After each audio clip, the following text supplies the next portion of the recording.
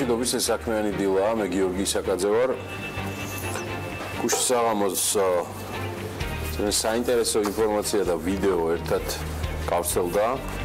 ბულგარეთის ვიცე-პრემიერმა სრულიად რუსეთის კათოლიკოს პატრიარქს საჯაროდ კაკების აგენტათაც მოიხსენია და მიმართა ბულგარელებს, რომ მილიონერი კი არა და მილიარდერი კათოლიკოსი კირილის მოსმენა შეწყვიტონ.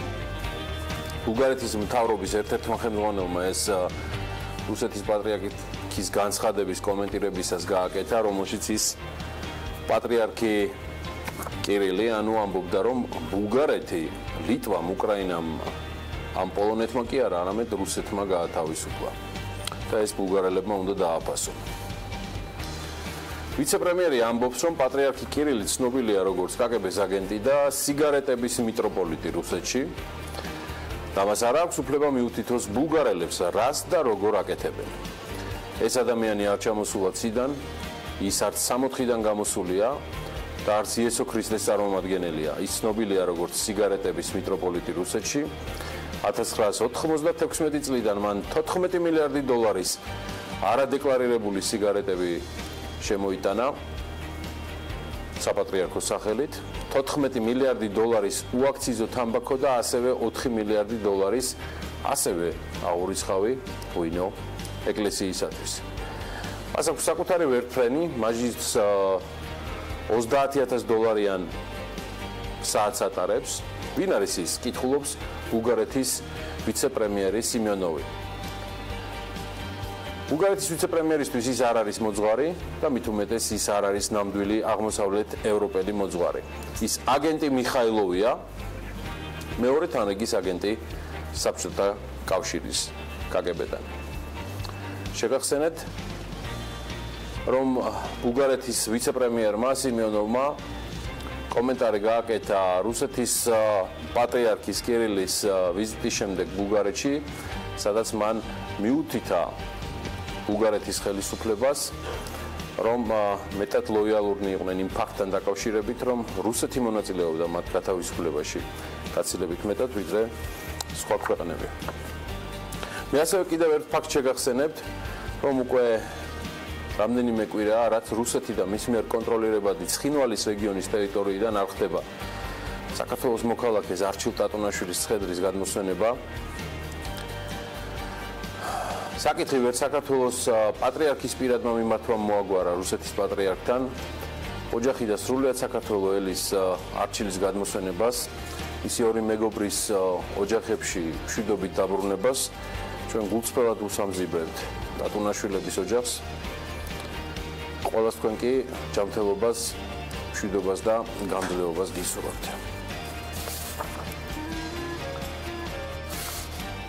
არ ვიცი, რამდენად მოახერხეთ საკმაოდ გრძელი 4 დღიანი დასვენების მოწყობა, ვინც გუშინდელი სარვამარტო უქმე გადააბით თქვენ შესაძლო პარასკევის მოცდენასაც საქმიდან, მაშინ გილოცავთ მშვენიერი 4 დღიანი დასვენება გამოგივიდათ, ვიცი რომ ამით ბევრმა ისარგებლა, BMG-ს ეს არ გამოსდის, სხვა რეჟიმით ვართ და ვშოვებთ თქვენთვის ამ პარასკევსაც. მოკლედ როგორც გითხარით, ეთერშია საქმიანი დილა და მოდი ერთად ვნახოთ რა საინტერესო თემები გვერდს. 19 საქმიანად იწყებენ გიგა ჩიტიშვილი, ქეთი მაჩაიძე, ვანცა გუჯელაშვილი, მარიამ თუხარელი, ბექა ვაშაკიძე, გიორგი ინაშვილი, ეფრემ ურუმაშვილის სტუმარი ლაშა ხუციშვილი იქნება. წიგნის დროს ნინია მაჭარაშვილი და დათო გორგილაძე გიგა ზედანიას უთმობენ. დილა საქმიანია ტელეპირველზე.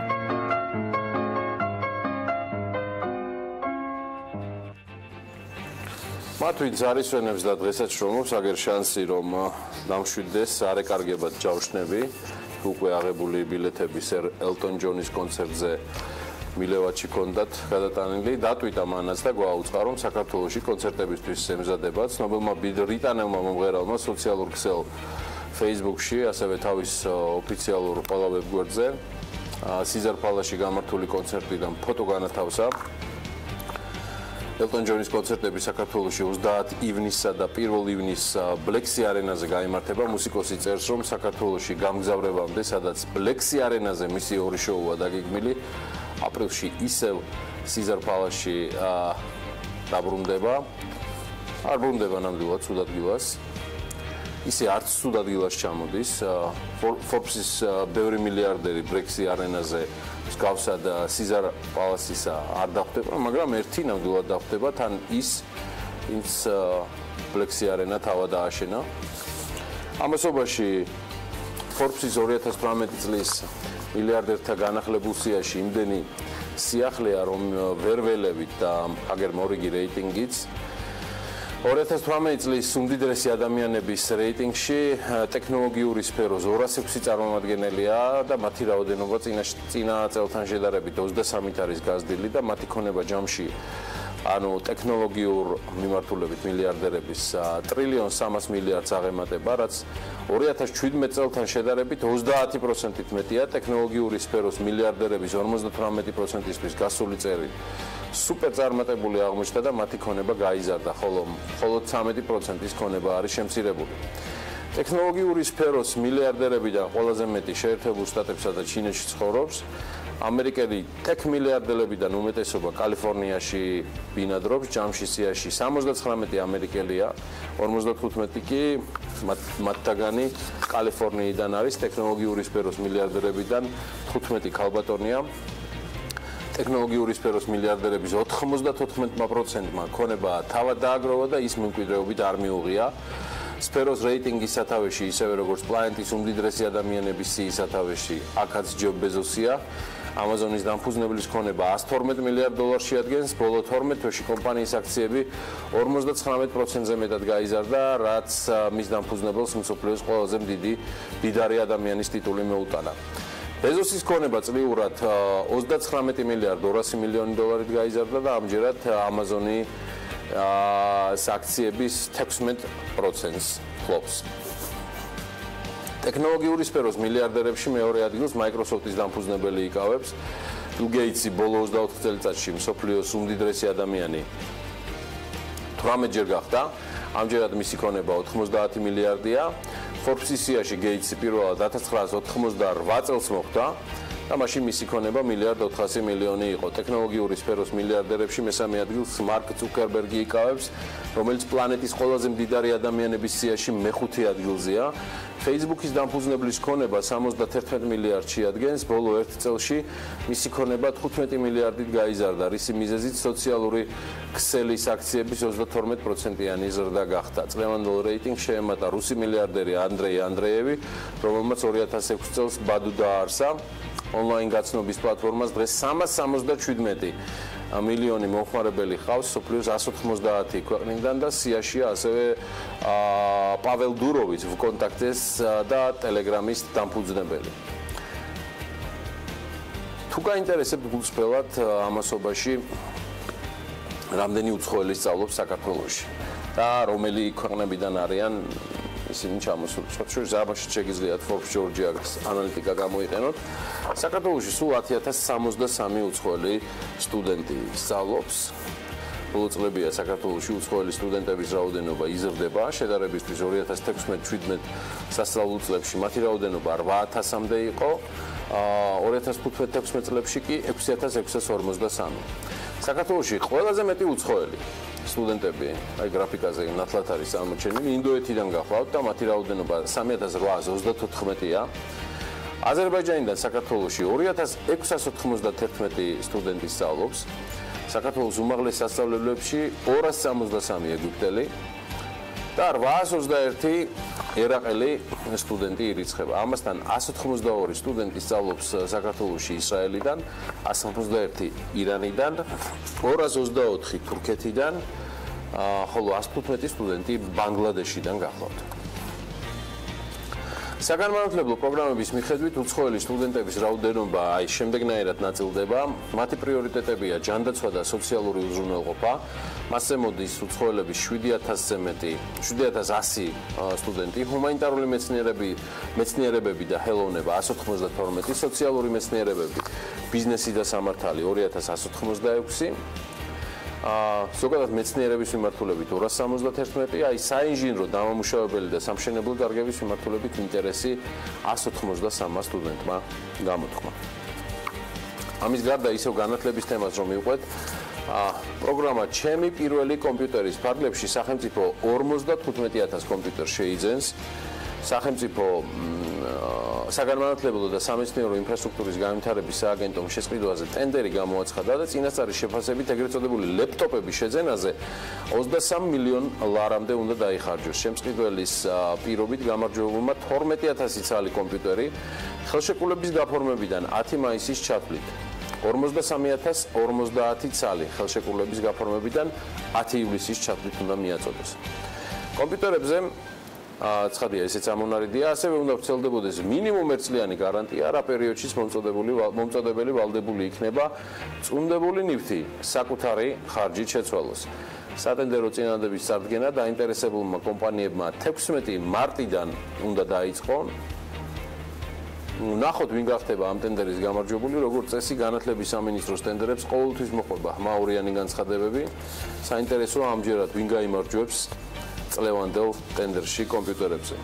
განათლებასაც არ მოვეშვებით. მომავალში აი მონეტარულ პოლიტიკაზე, ეროვნული ბანკის ბოლო პერიოდის გააქტიურებაზე სხვადასხვა მიმართულებით და მეტწილად მომხმარებელთა უფლებების დაცვის კუთხითაც, სების როლზე საბანკო სისტემაში მეტი კონკურენციის ჩამოყალიბებაზე და უამრავი სხვა საკითხი იქნება განხილული ელენე კვანჭილაშვილის საავტორო ანალიტიკაში.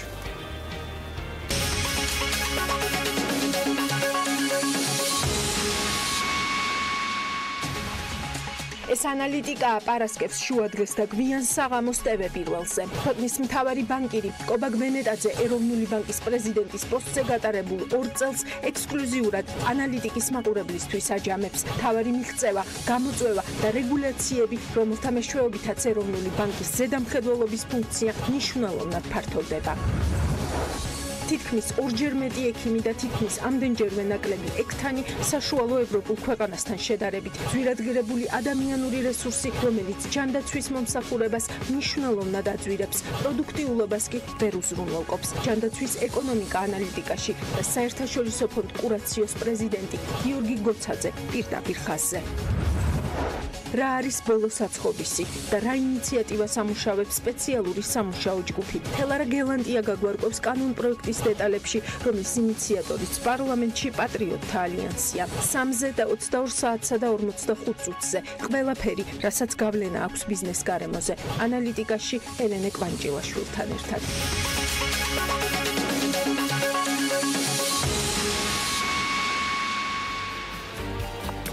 და მთლად ბატონი გოცაძე, გიორგი გოცაძე და კობა გვენეტაძე სტუმრობენ დღეს ანალიტიკას სტუდიას. მე მათ და ელენე კვანჭილაშვილს წარმატებულ ეთერს უსურვებ, ეჭვიც ამეპარება, რომ ასეც იქნებან. დღეს 3 საათზე TV პირველზე. ამასობაში საქართველოს ცემენტის ასოციაცია შეფუთული ცემენტის მესამე ფარული ტესტირების შედეგებს აქვეყნებს.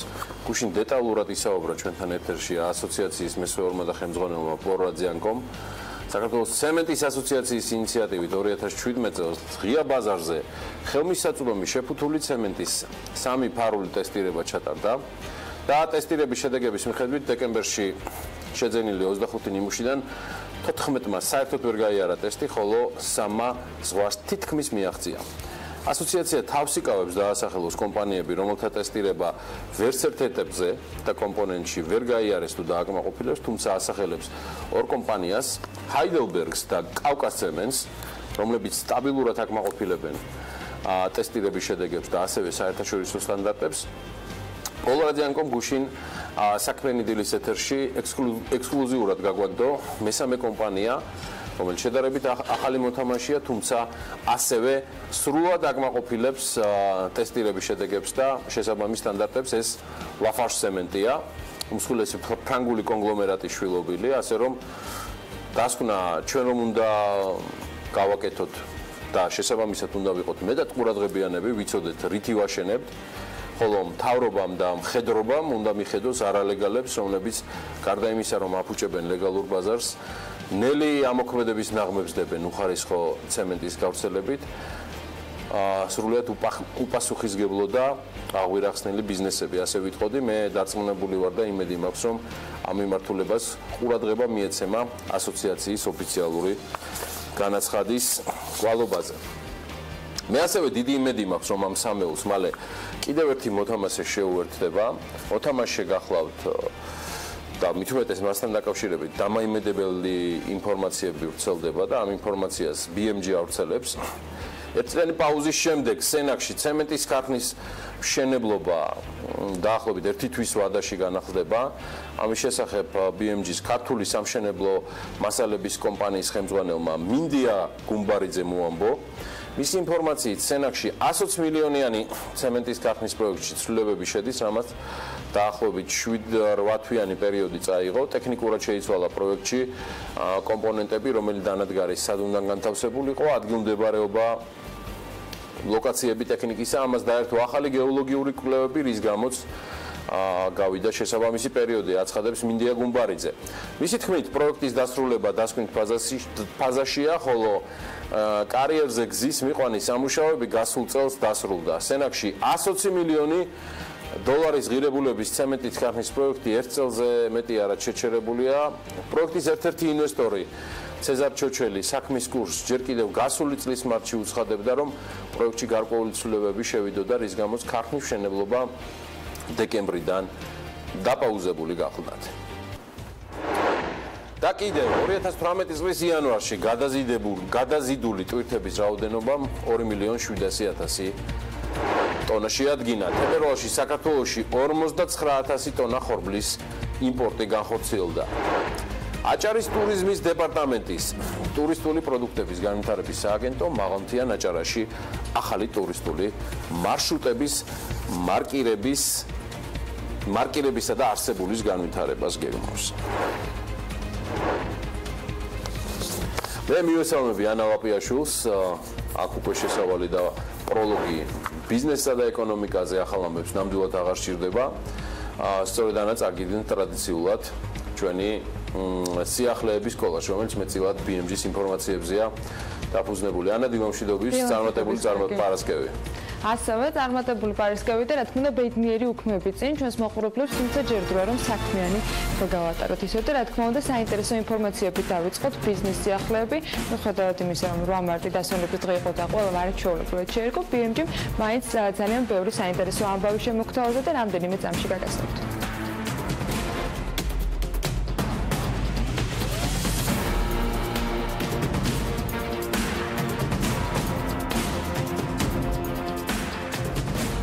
მიმდინარე წლის იანვარში სატრანსპორტო დარგების მიერ გადაზიდული ტვირთების მოცულობა 2017 წლის ამავე პერიოდთან შედარებით 0.3 მილიონი ტონით შემცირდა.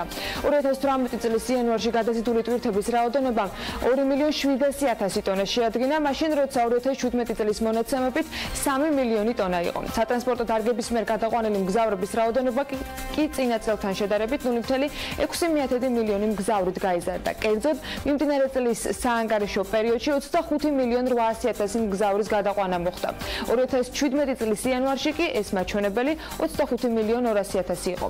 2018 წლის იანვარში წინა წლის ამავე პერიოდთან შედარებით საზღვაო ნავსადგურებსა და ტერმინალებში გადამუშავებული ტვირთების რაოდენობა 1.400.000 ტონიდან 1.300.000 ტონამდე შემცირდა. ნავსადგურებში გადამუშავებული კონტეინერების რაოდენობა კი 316 ერთეულით გაიზარდა. მიმდინარე წლის საანგარიშო პერიოდში 34.585 კონტეინერი, 2017 წლის ამავე პერიოდში კი 34.269 კონტეინერი გადამუშავდა.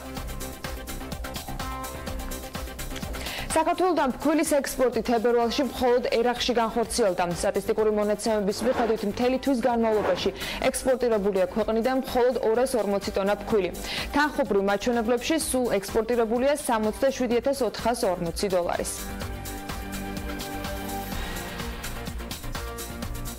თებერვალში საქართველოში 59,000 ტონა ხორბლის იმპორტი მოხდა. არსებული მონაცემებით ხორბალი ძირითადად რუსეთიდან და უკრაინიდან შემოვიდა, ყველაზე მსხვილი იმპორტიორი კი რუსეთია.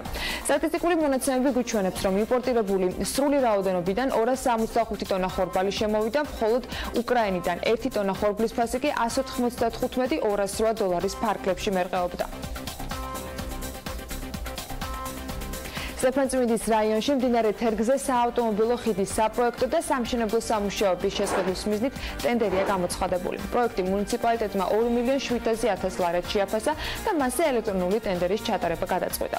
სოფელ ყანობის მოსახლეობას მუნიციპალიტეტთან დააკავშირებს ეს ახალი გზა. ისიც უნდა აღვნიშნოთ, რომ სოფელი ყანობი ზღვის დონიდან 2040 მეტრზე მდებარეობს. მოსახლეობის რაოდენობით კი მხოლოდ 200 კაცს აღწევს. აჭარის ტურიზმის დეპარტამენტის ტურისტული პროდუქტების განვითარების სააგენტო მაღალმთიან აჭარაში ახალი ტურისტული მარშრუტების მარკირებას და არსებულის განვითარებას აპირებს. აჭარის ტურიზმის დეპარტამენტის ინფორმაციით მაღალმთიან აჭარას 3 მაღალი ახალი მარკირებული ტურისტული მარშრუტი შეემატება. ეს იქნება ჩირუხი ხიხანი გოდერძის წრიული მარშრუტი, გოდერძი მწვანე ტბა, შავი ტბა, დანისპირულის წრიული მარშრუტი და ხულო თაგო სხლათის საფეხმავლო მარშრუტი. აქ იყიდება ბედნიერება ამ სლოგანის ქვეშ უკვე რამდენიმე წელია, რაც კომპანია ნავნე ოპერირებს და ზრუნავს მომხმარებლების განწყობაზე თუ სურვილებზე. ამჯერად კომპანიამ უკვე 23 მაღაზია გახსნა, თუმცა საგაზაფხულო სიახლეებს ამით არ ასრულებენ. მაღაზიათა ქსელ ნავნეს საგაზაფხულო დღესასწაულების შესახებ მარიამ ადამიანის სიუჟეტი ვნახოთ.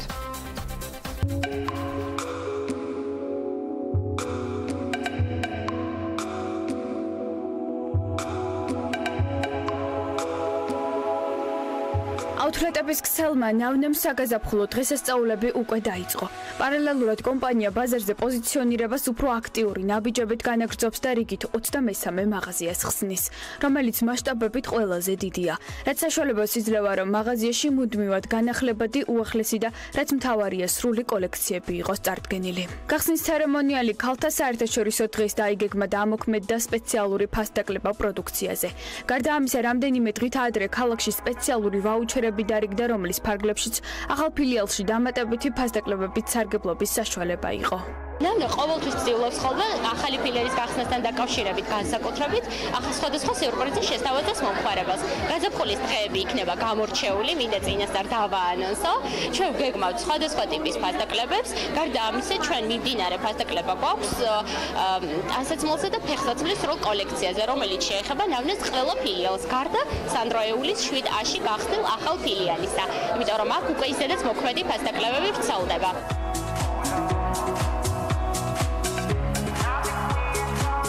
იყიდება ბედნიერება და თანაც ფასდაკლებით. ასეთია კომპანია ნავნეს შეთავაზება იმ ათასობით მომხმარებელთან, რომელთა რიცხვიც ყოველდღიურად მატულობს. მოთხოვნის ზრდის პროპორციულად მატულობს ფილიალთა რაოდენობაც და პროდუქციის ასორტიმენტიც. დღევანდელი მონაცემებით ნავნეს ქსელში წარმოდგენილია ამერიკიდან, გერმანიიდან, თურქეთიდან, ჩინეთიდან და დუბაიდან იმპორტირებული ნივთები. უშუალოდ ბრენდის მთავარ უპირატესობად კი ხელმისაწვდომი ფასები და ხარისხიანი მომსახურება სახელდება. 2017 წელი ვფიქრობდით დაგვესრულებინა 20 ფილიალით, თუმცა სასიკეთოდ გადავაჭარბეთ ამ პირობას.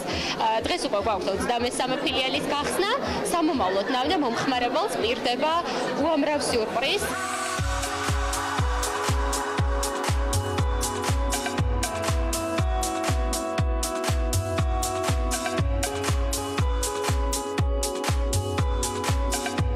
სამომავლოდ კომპანია ფილიალის გაფართოებას კახეთის რეგიონში გეგმავს, ხოლო რაც შეეხება ფასდაკლებებსა და აქციებს, ნავნეში სურპრიზები ამით არ სრულდება და მომხმარებელთა გაბედნიერებას მთელი წლის განმავლობაში გეგმავენ. ახლა საქართველოს ფარგლებს უნდა გავცეთ. 2017 წლისათვის Turkish Airlines-ის წმინდა მოგებამ $175 მილიონ მიაღწია. ავიაკომპანიის ინფორმაციით, გასულ წელს კომპანიის გაყიდვებმა 37 მილიარდ 700 მილიონი ლირა შეადგინა, რაც დაახლოებით 10 მილიარდ 800 მილიონი დოლარია. 35%-ით მეტია ეს 2016 წლის ამავე მაჩვენებელზე.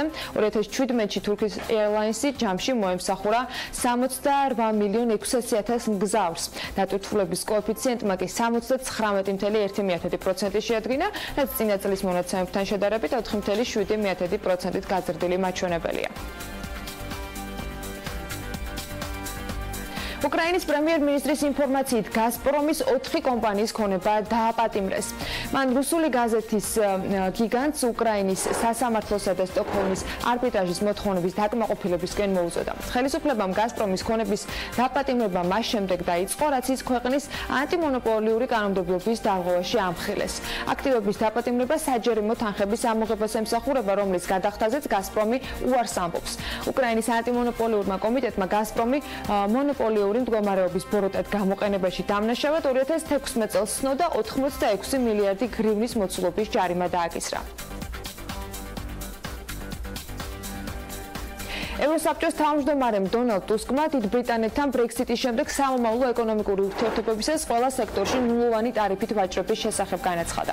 ამის თაობაზე მან ჟურნალისტებთან კომენტარი გააკეთა და იქვე აღნიშნა, რომ ევროკავშირის წევრ 27-ვე ქვეყნის ლიდერს ოთხშაბათს დაუბრძანა დირექტივები დიდ ბრიტანეთთან ახალი ურთიერთობების შესახებ, მას შემდეგ, რაც დასრულდება ბრექსიტი.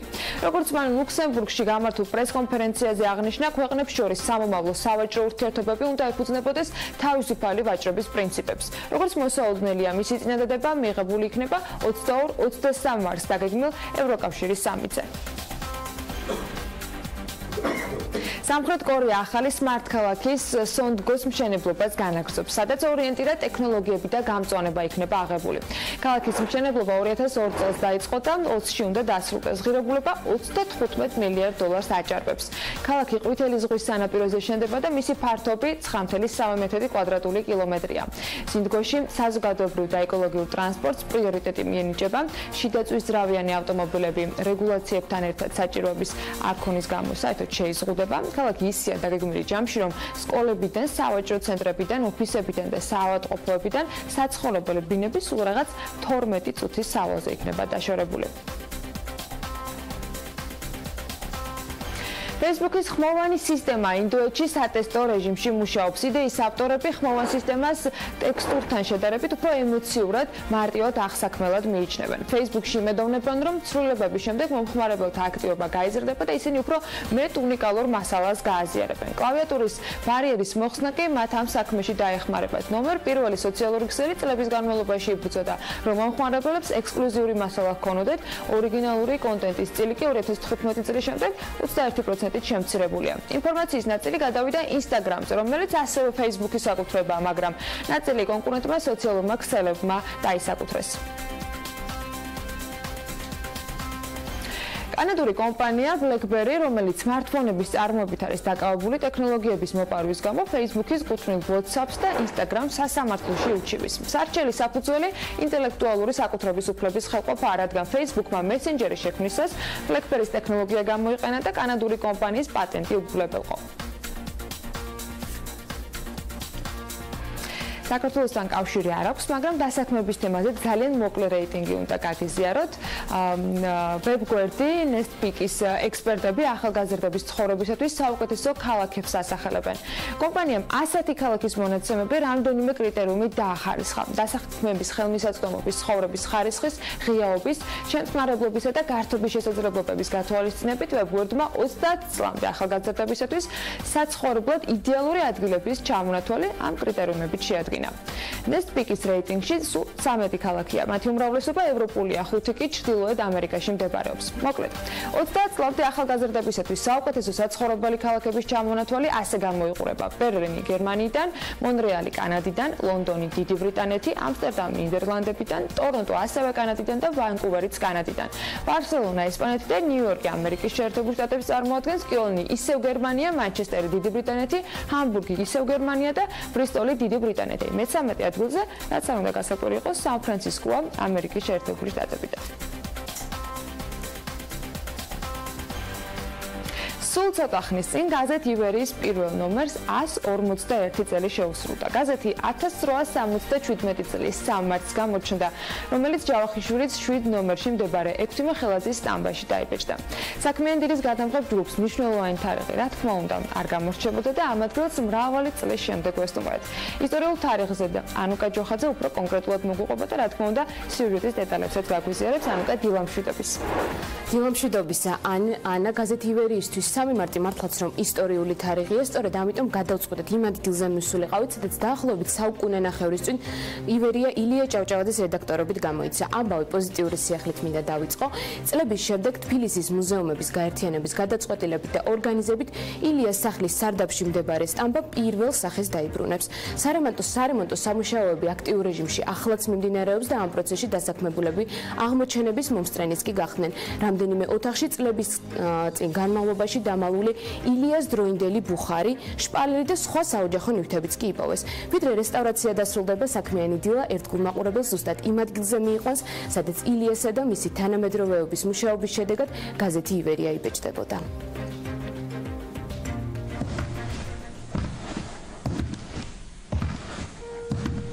გაზეთმა უაღრესი და უპირველესი მნიშვნელობა უნდა მისცეს იმ იდეას, იმ დედა აზრს, რომლითაც თვითონ სულგმულობს, იმ გონებით მხედველობას, რომლითაც თვით უყურებს საგანსა. ზემოხსენებული აზრები, რომ ჩვენ საზოგადოებას და ჩვენს მწიგნობრობას მივმართოთ, ადვილად გამოსაცნობია.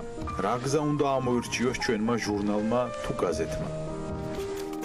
სამეცნიერო ცნობათა გადმოტანა და გავრცელება საზოგადოებაში, ჩვენისა და უცხო ხალხთა ცხოვრების დაკვირვება და განმარტება. აირაში მდგომარეობს ჩვენის გაზეთის პროგრამა.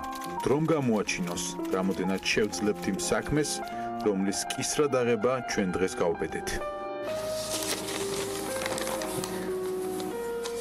კითხულობთ გაზეთ ივერიის პირველ ნომერში, რომელიც ილია ჭავჭავაძის ხელმოწერით 1877 წლის 3 მარტს დაიბეჭდა. ილიამ ივერიას მთელი თავისი ცხოვრება დაუკავშირა.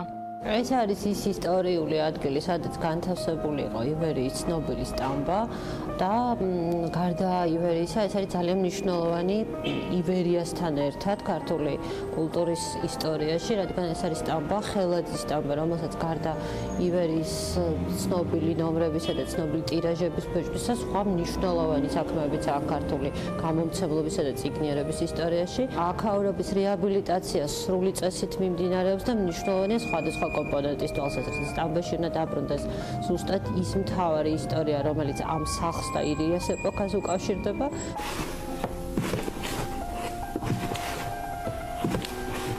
ახალი წლის საღამო ილიას მისაღები ოთახი სავსეა სტუმრებით. ამ დროს კი იღება კარი და სტამბიდან ბეჭდვისგან გახურებული ივერიის ახალი ნომერი შემოაქვთ. სუფრაც არ აყოვნებს ვერცხლის თასში დებენ გაზეთს. ასხამენ წითელ ღვინოს და ლოცავენ ივერიას. მათ გონებაში კი ალბათ მხოლოდ ერთი აზრი ტრიალებს: ეროვნული თვითშეგნების გამოღვიძება. სწორედ ამ ოთახში გაზეთის რედაქტორები ღამეებს ივერიის მომავალზე ფიქრში ათენებდნენ. ეს ბუხარი კი როგორც მათი თანამგზავრი ალბათ ხშირად გიზგიზებდა. ამ ოთახში იყო ის მთავარი, ანუ გაზეთი ივერიის პირველი ნომერი, ეს არის ილიასეული კაბინეტი, სადაც მთლიანად იმ პერიოდის ავეჯი და ყველაფერი არის დაცული ამ მუზეუმში და შენარჩუნდება მთლიანად ავთენტური სახე, როდესაც გაიხსნება. საუკუნეზე მეტი გავიდა ივერიის გამოსვლიდან ეროვნული თვითშეგნების გამოღვიძებას გაზეთ ივერიის სარედაქციო პოლიტიკა პირდაპირ უკავშირდებოდა. სწორედ ეს გახდათ პუბლიცისტების მთავარი მიზანი, მკითხველთან უშუალო დამოკიდებულებით სათქმელის მიტანა და მათი დარწმუნება. ისეთი გამოცემები კი როგორიცაა თაიმსი და ეკონომისტი ივერიის რედაქტორებს ჯერ კიდევ მე-19 საუკუნეში მსოფლიო მოვლენების ეპიცენტრში ამყოფებდნენ. გაზეთიც არ აყოვნებდა და ყოველ მნიშვნელოვან მოვლენას სწორედ მათ ცნობებზე დაყრდნობით აქვეყნებდა. ამ გაზეთში არის შინაური მიმოხილვა, ესეთი სტატიები არის, რომელშიც არის გადმოცემული ქვეყნის და ხალხის ცხოვრება არის, ანუ კარგად ახსნილი მოცემული პოლიტიკური თემებიც არის და ასევე ლიტერატურაც. სერგეი მესხი, ივანე მაჩაბელი, გრიგოლ ყიფშიძე და კიდევ მრავალი სხვა საზოგადო მოღვაწე ილიასთან ერთად ქმნიდა საქართველოს მოქალაქეებისთვის ამ პროდუქტს. 1906 წელს კი მათ რიგებს ფილიპე კოგიჩაიშვილი შეემატა. ილია კი გაზეთს საბოლოოდ ჩამოშორდა. მალევე დაიხურა ივერიაც. ჩემო კალამო, ჩემო კარგო, რად გვინდა ტაში, რასაც მსახურებთ, მას ერთგულად კვლავ ვემსახუროთ. ჩვენ წმინდა სიტყვა, უშიშრად მოვფინოთ ხალხში. ამბობდა ილია და ამ საწერ მაგიდასთან თავისი მძლავრი იარაღით გაუთავებლად წერდა. გავიდა საუკუნეზე მეტი, მაგრამ არ შეცვლილა არც სამუშაო მაგიდა, არც სამელნე მოწყობილობა და არც სამაგიდო წიგნი.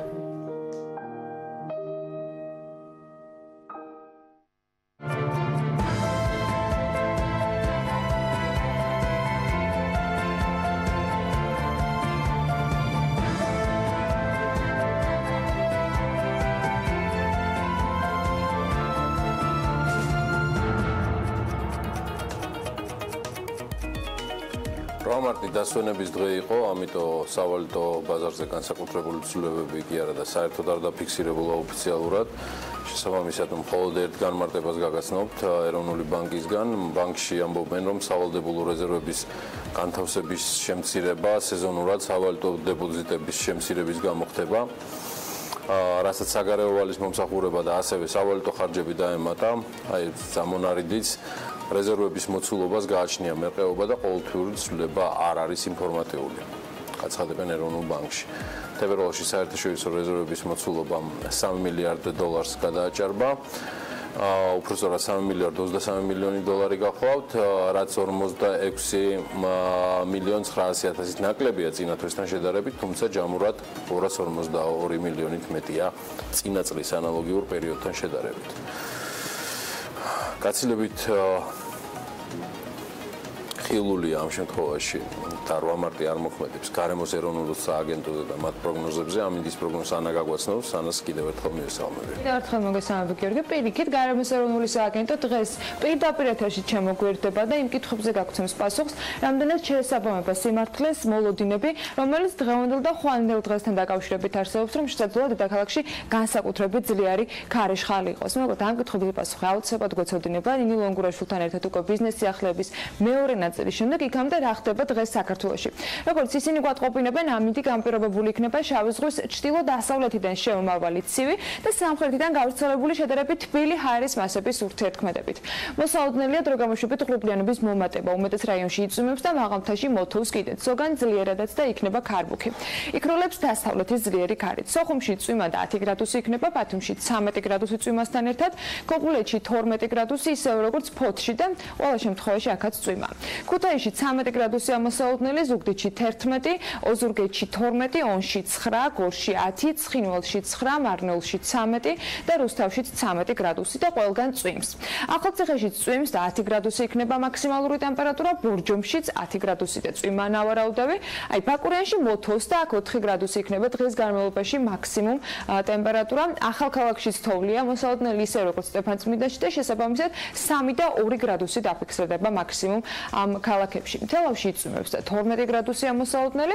თბილისს რაც შეეხება, აქაც წვიმას ველოდებით, იქროლებს ჩრდილო-დასავლეთის ძლიერი ქარი და მაქსიმალური ტემპერატურა იქნება 12 გრადუსი. და როგორც უკვე გითხარით, აუცილებლად უნდა დაალოდოთ კითხვაზე პასუხს და აუცილებლად უნდა იცოდეთ, გველდება თუ არა განსაკუთრებული სიძლიერის ქარი, თუმცა იქამდე ჩუმად მაინც გაგანდობთ, რომ ის ინფორმაცია, რომელიც მათ შორის სოციალური ქსელებით არა მხოლოდ აქტიურად ვრცელდებოდა, არ შეესაბამება სიმართლეს და განსაკუთრებული სამზადისი რაიმე ქარიშხლისათვის არ გჭირდებათ. მადლობა ანას დამშვიდობისთვის წინასწარ. ჩვენ გავალთიხარ რეკლამაზე და შემდეგ უკვე ჩვენთვის ძალიან მნიშვნელოვან თემაზე, სოციალური მეწარმეობის ეგრეთ წოდებულ დღის წესრიგზე 2018 წელს ვისაუბრებთ ჩვენ ძველ სტუმრებთან და პარტნიორებთან ერთად. დაგვეოდეთ რამდენიმე წუთში კვლავ ეთერში ვართ.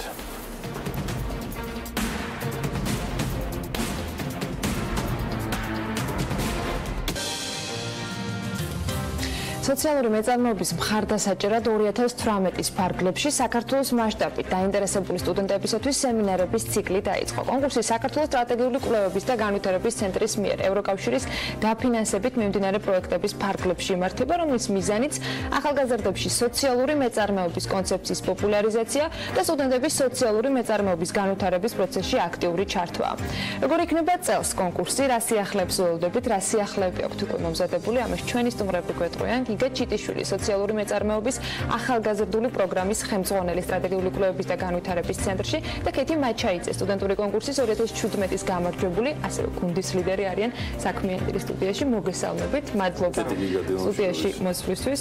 ფაქტია რომ გავიზარდეთ უკვე ნიკასთან ერთად, ხა კიდევ გამარჯვებულიც ყავს, რა. მე მიხარია რომ პირობა არაფერი აღარ არის დასადები არც პირდაპირ ეთერში, არც სტრატეგიული განვითარების ცენტრთან, არც გიგასთან, ან ქეთისთან, ქეთის ულოცავ გამარჯვებას შარშანდელს კიდევ ერთხელ.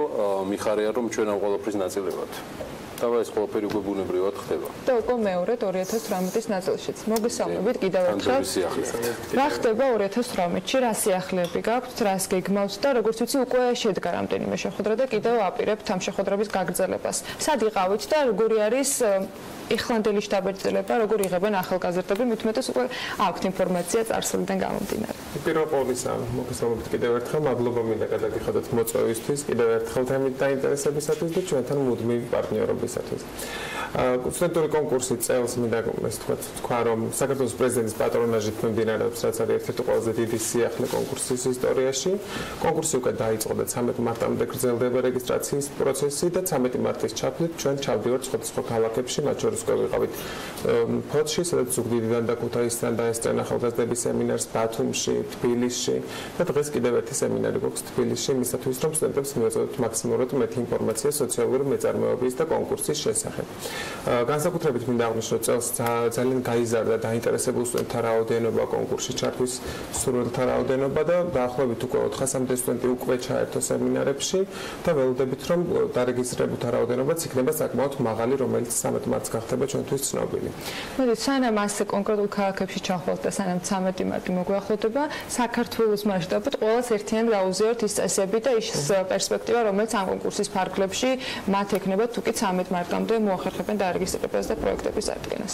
როგორც თქვენ უკვე აღნიშნეთ, ევროკავშირის დაფინანსებით მიმდინარე პროექტის ფარგლებში კონკურსს მიეცეს შესაძლებლობა, რომ საქართველოში მსწავლელი ნებისმიერ სტუდენტს, ნებისმიერ ფაკულტეტზე და კურსზე, საბაკალავრო ან სამაგისტრო სწავლებაზე შესაძლებლობა მიეცეს, რომ ჩაერთოს კონკურსში.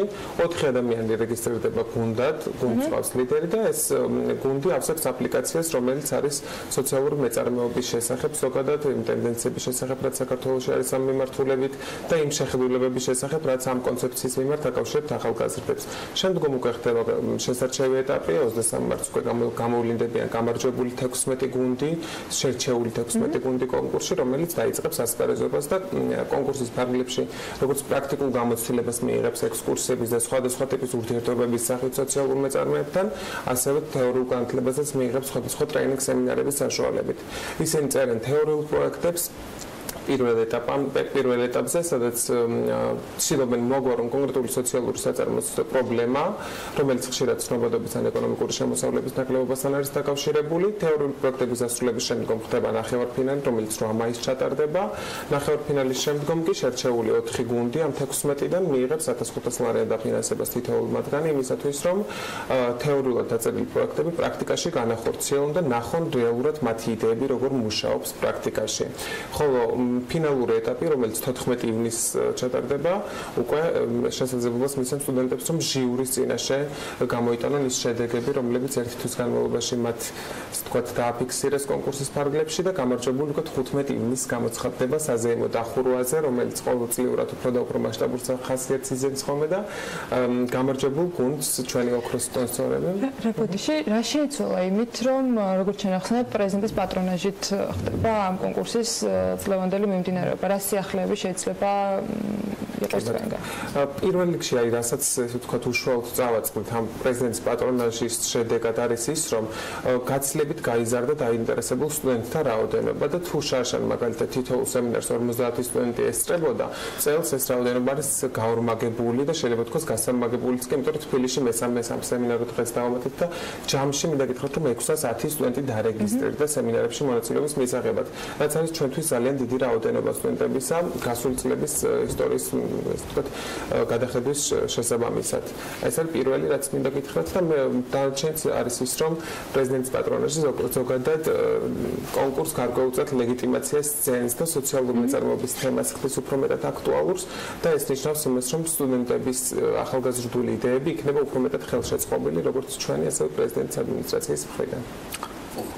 ლეგიტიმაცია თქვენ არ გაკლდათ, ამის თქმა შემიძლია დაზუსტებით, უბრალოდ კიდევ ერთხელ ვადასტურებ, რომ მოხარული ვარ, რომ პრეზიდენტი და მისი ადმინისტრაცია შემოუერთდა სოციალური მეწარმეობის მიმართულებას. მე კიდევ ერთხელ მინდა წარმოგიდგინოთ ქეთი მაჩაიძე, იგი 2017 წლის გამარჯვებული გუნდის ლიდერია. მიუხედავად იმისა, რომ მე ძანამაც და გიგამ შეიძლება ძალიან ბევრი ვისაუბროთ ამ თემაზე, საუკეთესო გადმოცემა და ნარატივი თუ რა შეიძლება შეიცვალოს ერთი აღებული გუნდის ჯგუფის თუ ადამიანის ცხოვრებაში ასეთი გამარჯვების შემდეგ, ალბათ თავად ქეთი შეუძლია. მოგესალმებით. გამშვიდობის კიდევ ერთხელ ქეთი გისურვებთ. როგორც უკვე აღნიშნეთ, პროექტი რამდენიმე თვის განმავლობაში გრძელდება.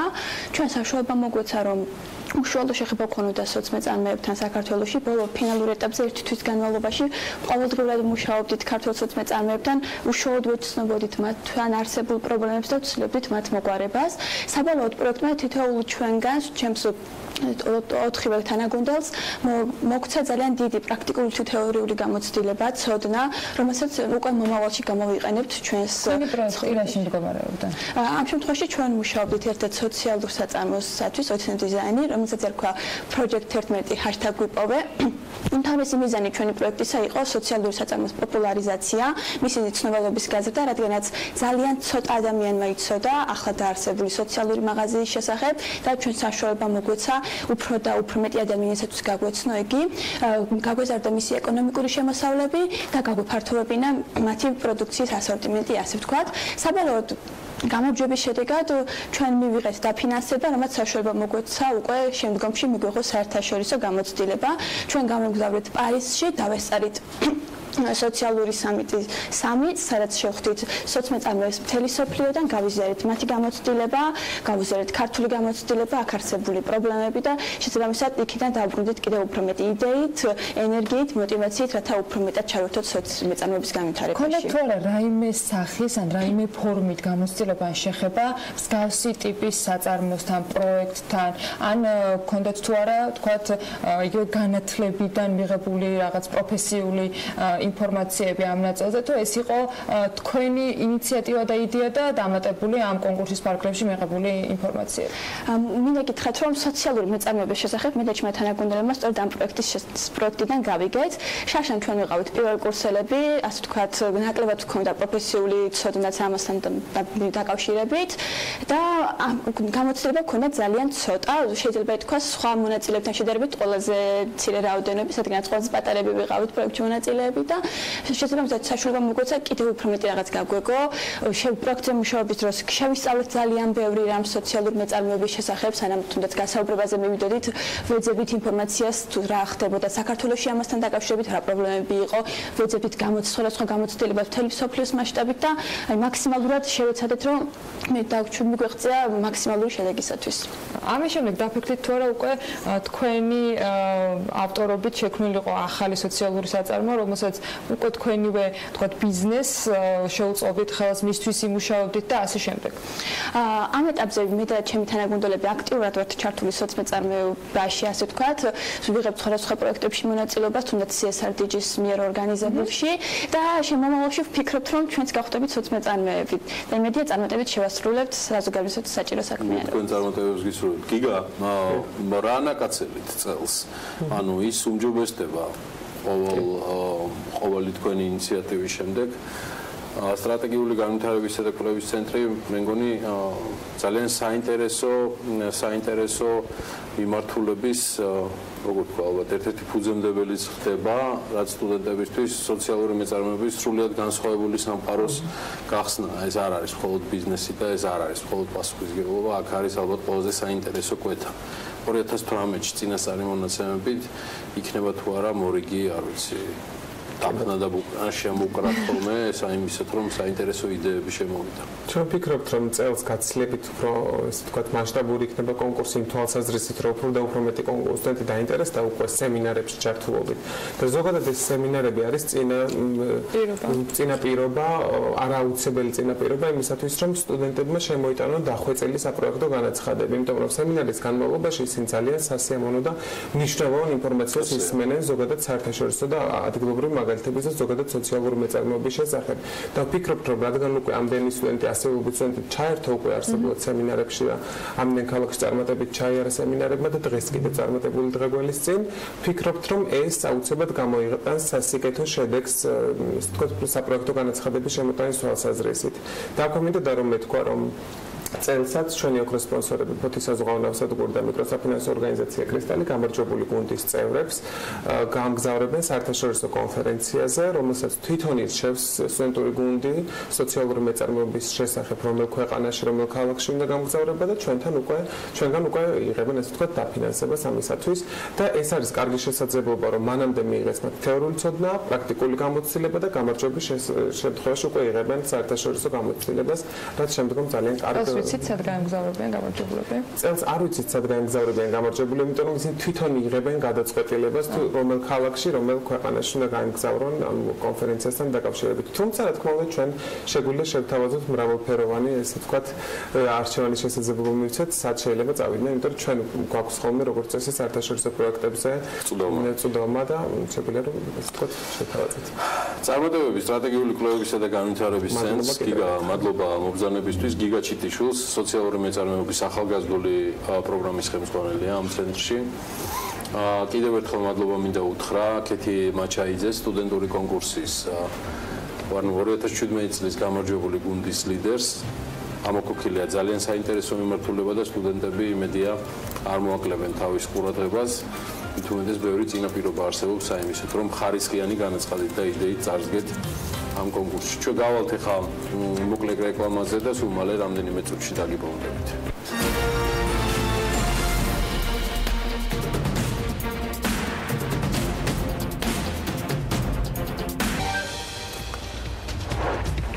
მერია გუდიაშვილის მოედნის რეაბილიტაციას იწყებს. რეაბილიტაციო პროექტი თბილისის მერიის ბიუჯეტიდან ფინანსდება. მისი საერთო ღირებულება 50 მილიონ ლარში ადგენს. შატო მუხრანი წლის პრიორიტეტად იაპონიის ბაზრის ათვისებას ასახელებს და მარკეტინგული აქტივობის განსაკუთრებულ ზრდას გეგმავს. სათამაშოების უსაფრთხოებაზე კონტროლი მკაცრდება. დედაქალაქში ღამის ეკონომიკის განვითარების მოლოდინში მყოფი ქვეყნის საქმიანი დილის მაყურებლისთვის თემატური ახალი ამბავი მაქვს. ისე კაცმა არ იცის, როგორ წარიმართებოდა ამ თემაზე განხილვები კახაკალაძეს თავისი ნიუ-იორკელი კოლეგისთვის, რომ დაესწრო ამ გადაწყვეტილებაში. ნიუ-იორკის მერმა ქალაქის ღამის ცხოვრების მერი დანიშნა. არიელ პალიცი იქნება პირველი, ვინც ახლა შემოღებულ თანამდებობას დაიკავებს. ახალი პოსტის ოფიციალური დასახელებაა ღამის ცხოვრების სამსახურის აღმასრულებელი დირექტორი. თუმცა მას არაოფიციალურად ღამის ცხოვრების ანგნებავთ ღამის ქალაქის მერად მოიხსენიებენ, ბეტმენს ნამდვილად არ უძახიან. არიელ პალიც საბჭოში 12 წევრი ეყოლება და $300,000 ბიუჯეტის გამკარგველი იქნება. ახალი სამსახურის კომპეტენციაში შედის ღამის ცხოვრებასთან დაკავშირებული დაწესებულებებისათვის ნებართვის გაცემა, უბნებში მოქალაქეების მხრიდან საჩივრების განხილვა ღამის ცხოვრებასთან დაკავშირებული დაწესებულებების ფუნქციონირებაზე, რეკომენდაციების გაცემა და ნიუ-იორკის მერიისთვის რჩევების მიცემა აღნიშნულ ინდუსტრიაში ბოლო ტენდენციებთან დაკავშირებით. ამონარიდი აღნიშნული სამსახური საშუალებას იძლევა ხარი დაუჭიროთ მცირე ბიზნესის მფლობელებს და ყველა ნიუ-იორკელს, ვინც ჩვენი ქალაქის ღამის ცხოვრებას მრავალფეროვან და მის მრავალფეროვან კულტურას ქმნის. ამბობს ღამის ნიუ-იორკის მერი, მოდი ესე ვიტყვი, არიელ პალიცი. კახაკალაძეს ხა თანამოსაყრდრე, ანუ ღამის ცხოვრების მერი ნამდვილად არ დაუსახელებია. გაცილებით მოგზალებული სტატუსით იწყებს შრომას და გარჯას სერგი გვარჯალაძე, მას წარმატებებს უსურვებთ, მას რომელსაც სხვა შორის დედაქალაქის ღამის ქალაქის განვითარებისთვის იმაზე მეტის გაკეთება მოუწევს, ვიდრე მხოლოდ ხმაურთან დაკავშირებული შეზღუდვის რეგულირება ან თუნდაც კლუბური ცხოვრების ხელშეწყობაა. და ვისაც ეს არ ესმის, კი ბატონო, გააგრძელეთ ახლა კლავიატურის კაკუნი, გაახარებს ღმერთი ცუკერბერგს, როგორც არ უნდა ატრიალოს და ცვალოს თავისი ალგორითმი, სათქვენოთ არის გამოგონილი ეს Facebook-ი და მიხედეთ ბატონო ემოციებს მანდ. სიახლეებს ამ მიმართულებით ბევრსველით, ბევრჯერად მოვიკითხავთ ამ ამბებს, მანამდე კი კვლავ ანალაპიაშვილი შემოგვიერთდება, უშინდელი უქმე დღის გათვალისწინებით, მე რაღაცა არ შემიგზვნია არანაირად ბიზნესის და ეკონომიკის სიახლეების მისხალი დეფიციტის კიანა. მეორე კოლაჟისთვის როგორ ვართ მზად? სხვათა შორის მიუხედავად იმისა, რომ დასვენების დღე იყო, მერია მიაქტიურა და არა მხოლოდ ნიუ-იორკის მერიამ. ამ შემთხვევაში მერიას არ ძინავს მარტო. ამ შემთხვევაში კახაკალაძის ბენეფისი იყო, გუშინ შეგვიძლია ვთქვათ, ღამის ეკონომიკასთან დაკავშირებით ჯერ კონკრეტულ გეგმაზე მას არაფერი უთქვამს, სტრატეგიაზეც ცოტა მოგვიანებით გაგვიზიარებენ ალბათ ინფორმაციას, ამაგეროთ გუშინ გუდიაშვილის მოედნის რეაბილიტაციის ოფიციალური გახსნა მოხდა. კალაძემ პრემიერ კვირიკაშვილთან ერთად წარადგინა გეგმა, რომლის მიხედვითაც რეაბილიტაცია უნდა განხორციელდეს.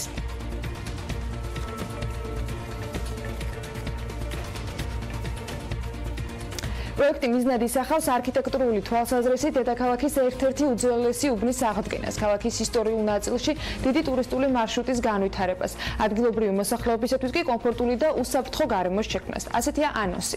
სარეაბილიტაციო სამუშაოების, საინჟინრო საკომუნიკაციო ქსელების რეაბილიტაციის, კულტურული მემკვიდრეობის ძეგლების და სხვა საცხოვრებელი შენობების რესტავრაცია რეაბილიტაციის ეტაპებისგან შედგება. რეაბილიტაციის პროექტის ფარგლებში სრულ აღდგენას ექვემდებარება ასევე 30-მდე შენობა, მათ შორის კულტურული მემკვიდრეობის 20-მდე ძეგლი. რეაბილიტაციის შემდეგ მთელ არეალზე მოეწყობა განათებები, დამონტაჟდება ქუჩის ინფრასტრუქტურა და ადაპტირდება შეზღუდული შესაძლებლობის მქონე პირებისათვის.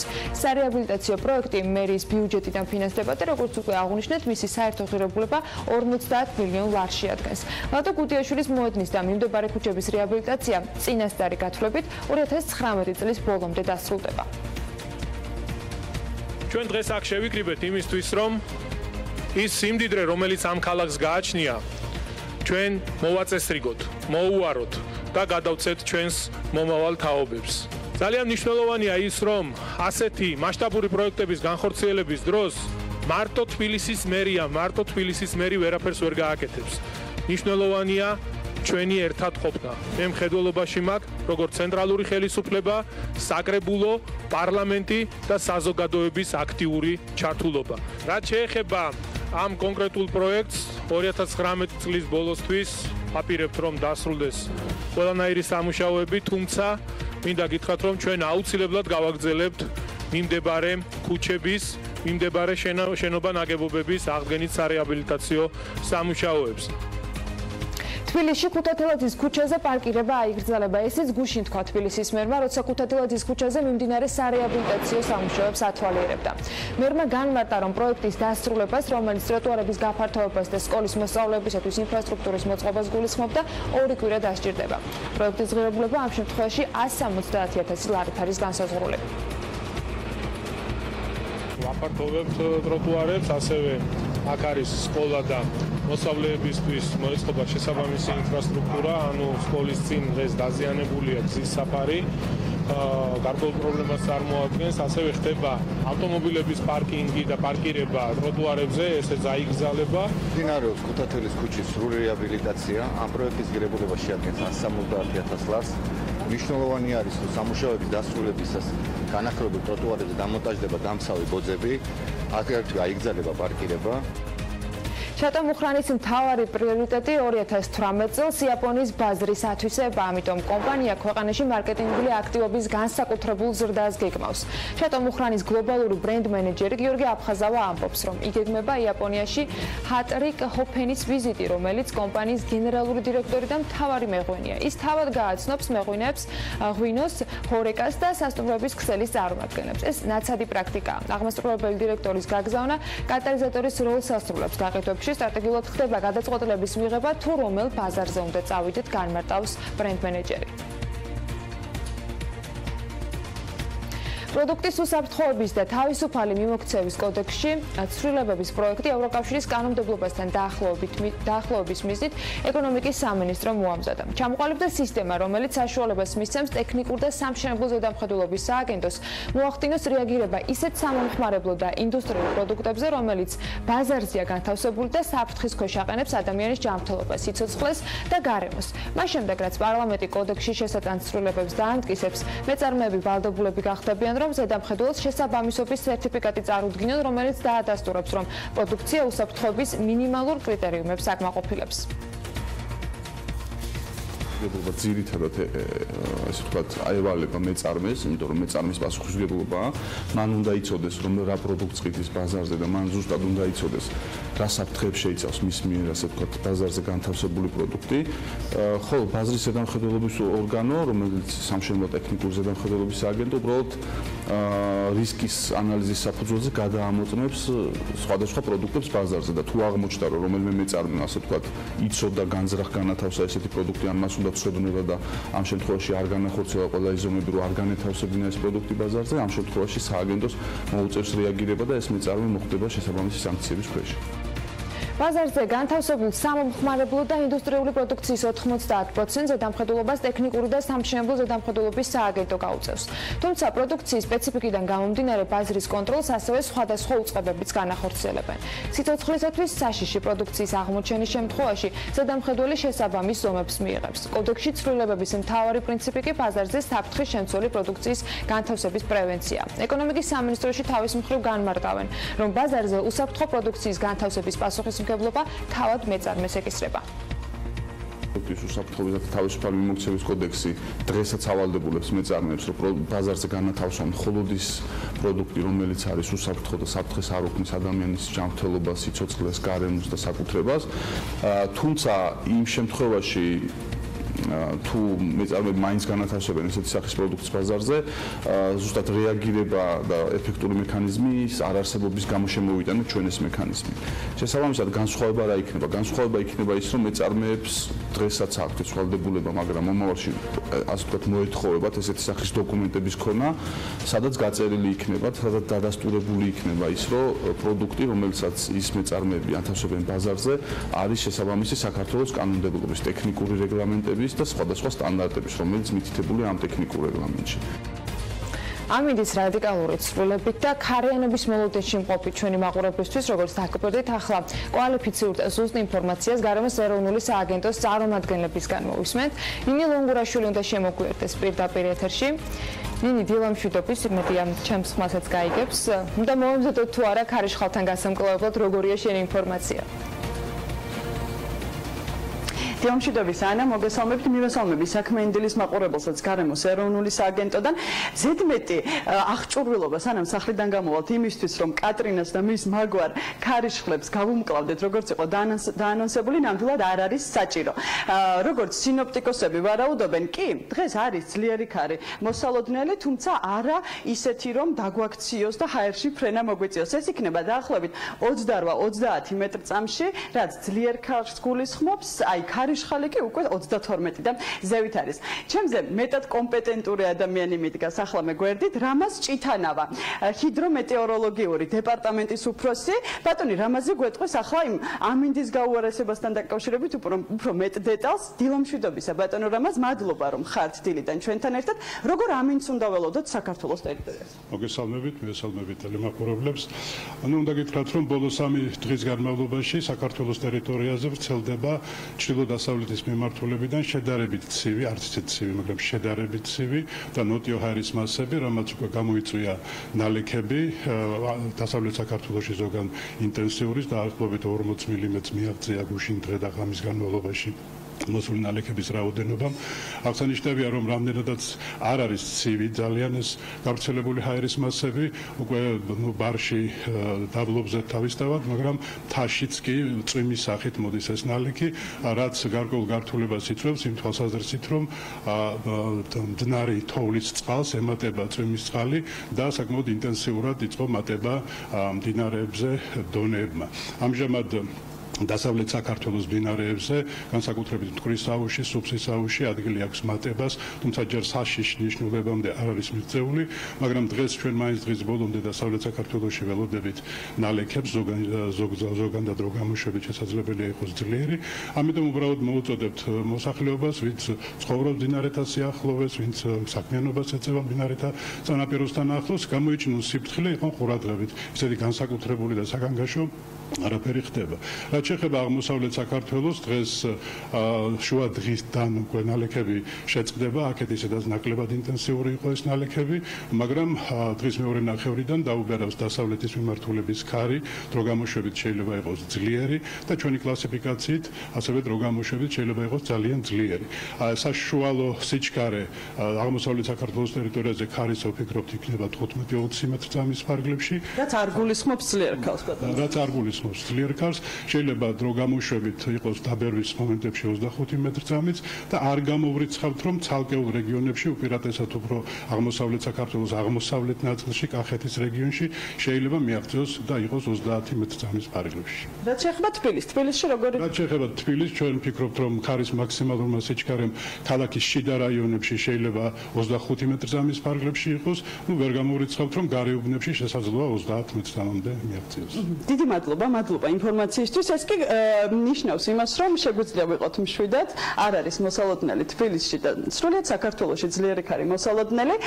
მე კი მაყურებელს ვეტყვი, რომ დღევანდელი ცუდი ამინდი და წვიმიანი ამინდი შეგვიძლია დავაკომპენსიროთ უქმეებით, რადგან უქმეებზე უკვე მზე გამოდის და იქნება გრადუსი დაახლოებით 13-14, ასე რომ ჩემგან ბედნიერი და მზიანი შაბათი-კვირა მაყურებელს.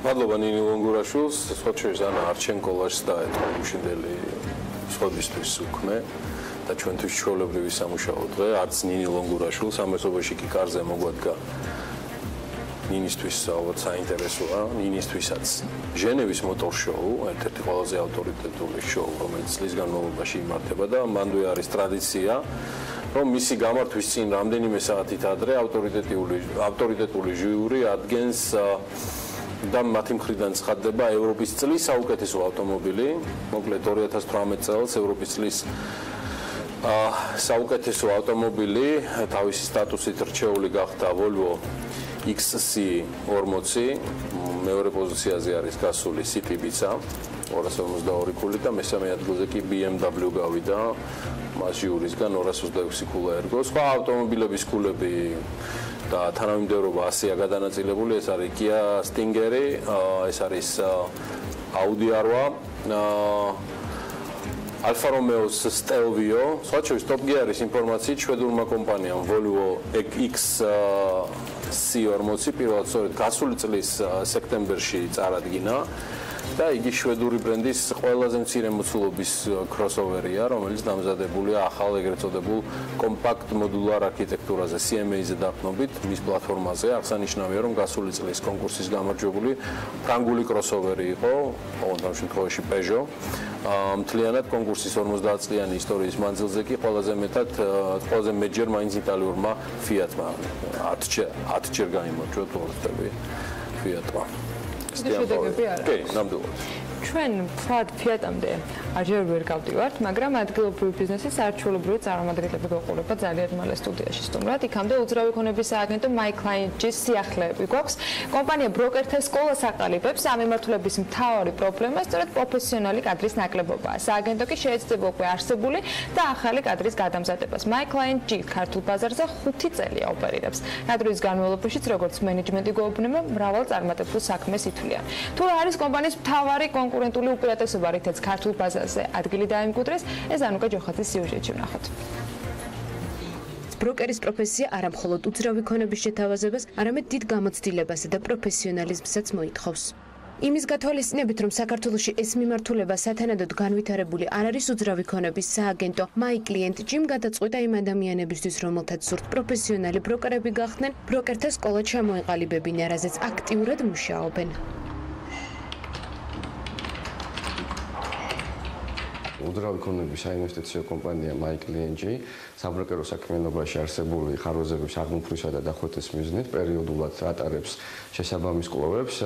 ამ კვლევებიდან გამომდინარე, მომხმარებლები უკმაყოფილებას გამოთქვამენ იმ ადამიანების მიმართ, რომლებიც დასაქმებულები არიან ამ სფეროში და შესაბამისად მომხმარებლები უკმაყოფილოები არიან მათი პროფესიონალიზმის მიმართ. სწორედ აქედან გამომდინარე, უძრავი ქონების საინვესტიციო კომპანია My Client-ი გადაწყვიტა შეექმნა ბროკერთა სკოლა, რომელიც ერთის მხრივ უზრუნველყოფს უკვე არსებული ბროკერების გადამზადებას, ხოლო მეორეს მხრივ შესაბამის უნარჩვევებს შეასწავლის ადამიანებს, რომლებიც დაინტერესებულები არიან ამ სფეროში მუშაობით. ბაზარზე 5 წლიანი ოპერირების განმავლობაში My Client-ის მომხმარებელთა რიცხვი ყოველწლიურად იზრდებოდა. თავარ კონკურენტულ უპირატესობად კი უძრავი ქონების სააგენტოს მენეჯმენტი იურიდიულ მომსახურებას ასახელებს, რაც უძრავი ქონების შეძენასთან დაკავშირებული სამართლებრივი საკითხების მოწესრიგებას გულისხმობს. მომხმარებლების ნდობა ჩვენი კომპანიის მიმართ არის საკმაოდ მაღალი. ჩვენი უძრავი ქონების საინვესტიციო კომპანია ახდენს არა მხოლოდ კონკრეტული ქონებების შერჩევას და არა მხოლოდ კონკრეტული ქონებების შერჩევაში ეხმარება ჩვენს მომხმარებლებს, არამედ ჩვენ გვაქვს დამატებითი სერვისები, კერძო ჩვენი კომპანია მათ შორის უზრუნველყოფს ყველა იმ იურიდიული საკითხის მოწესრიგებას, რომელიც დაკავშირებულია ამ თუ იმ გარიგების დადებასთან მიმართებაში. My Client-ი მომხმარებელს დამატებით კიდევ რამდენიმე სერვისს თავაზობს, რაც სხვადასხვა წამახალისებელ აქციებს მოიცავს. ჩვენ კომპანიას პერიოდულად აქვს წამახალისებელი აქციები, რაც გულისხმობს იმას, რომ ყოველ კონკრეტული ქონების შეძენისას ხდება საყოფაცხოვრებო ნივთების გადაცემა. ჩვენ გვაქვს ერთ სივრცეში გაერთიანებული მომსახურება. კერძოდ გარდა უძრავი ქონების შეძენისა ჩვენ ვთავაზობთ შესაბამისი ნებართვების მოპოვებასთან დაკავშირებით მომსახურებას, მათ შორის რემონტის გაკეთებასთან დაკავშირებით, ინტერიერის, ექსტერიერის პროექტების და ყველა სხვა ისეთი სერვისის შეთავაზებას, რომელიც შესაძლოა დაკავშირებული იყოს კონკრეტული ქონების შეძენასთან დაკავშირებით.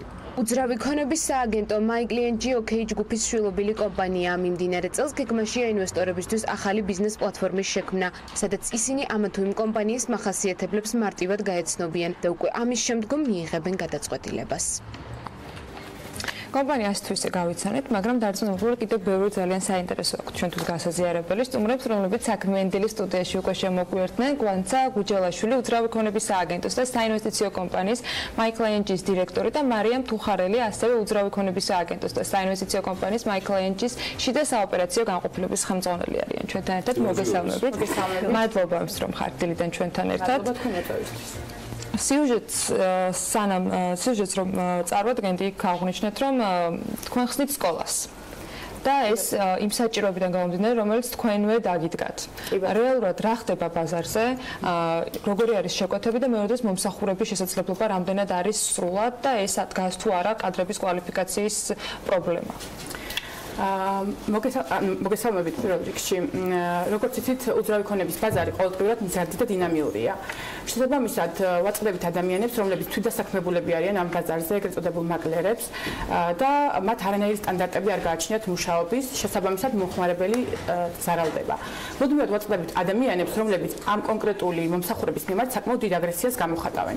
სწორედ ამიტომ ჩვენმა გამოცდილმა 20-წლიანი გამოცდილების მქონე იურისტთა გუნდმა, რომლებიც ჩვენი დაფუძნებლები არიან, და ასევე გამოცდილმა ბროკერებმა შევიმუშავეთ ის იდეა, რომ შეგვექმნა ეს ბროკერ სკული, სადაც ადამიანებს, რომლებსაც აქვთ სურვილი რომ დაფუძნენ უძრავი ქონების ბაზარზე, მივცეთ საშუალება, აითვის როგორც თეორიული განათლება, ასევე მიიღონ პრაქტიკული გამოცდილება და წარმატებული კურსის დასრულების შემდგომ ჩვენსავე სააგენტოში ვაძლევთ დასაქმების უფლებას. ყველას თუ სურვილისამებრ და ამავე დროს წარმატებული მსმენელი უნდა იყოს, რა თქმა უნდა.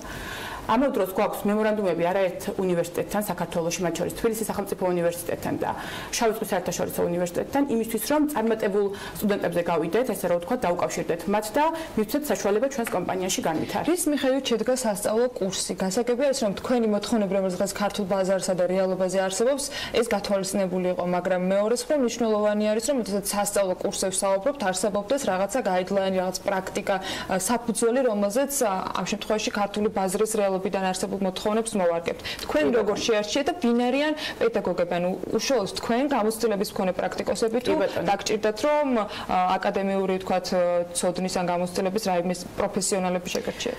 ზოგადად კომპანია მაინინგის მუშაობის სპეციფიკა ემყარება არა მხოლოდ საერთაშორისო უძრავი ქონების ბაზრის სტანდარტებს, არამედ იმ ქართულ რეალობას, რაც ჩვენს ქვეყანაში მიმდინარეობს, როგორც ეკონომიკის მხრივ, მაგალითად ვალუტის კურსის ცვლილება, რა თქმა უნდა, ძალიან დიდ ცვლილებებს ახდენს მოთხოვნა მიწოდებაზე უძრავი ქონების ბაზარზე, ასევე მშენებლობების ბუმი და სხვა ის დეტალები, რომლებიც რა თქმა უნდა გავლენას იქონიებს ყველა არსებულ დეტალზე.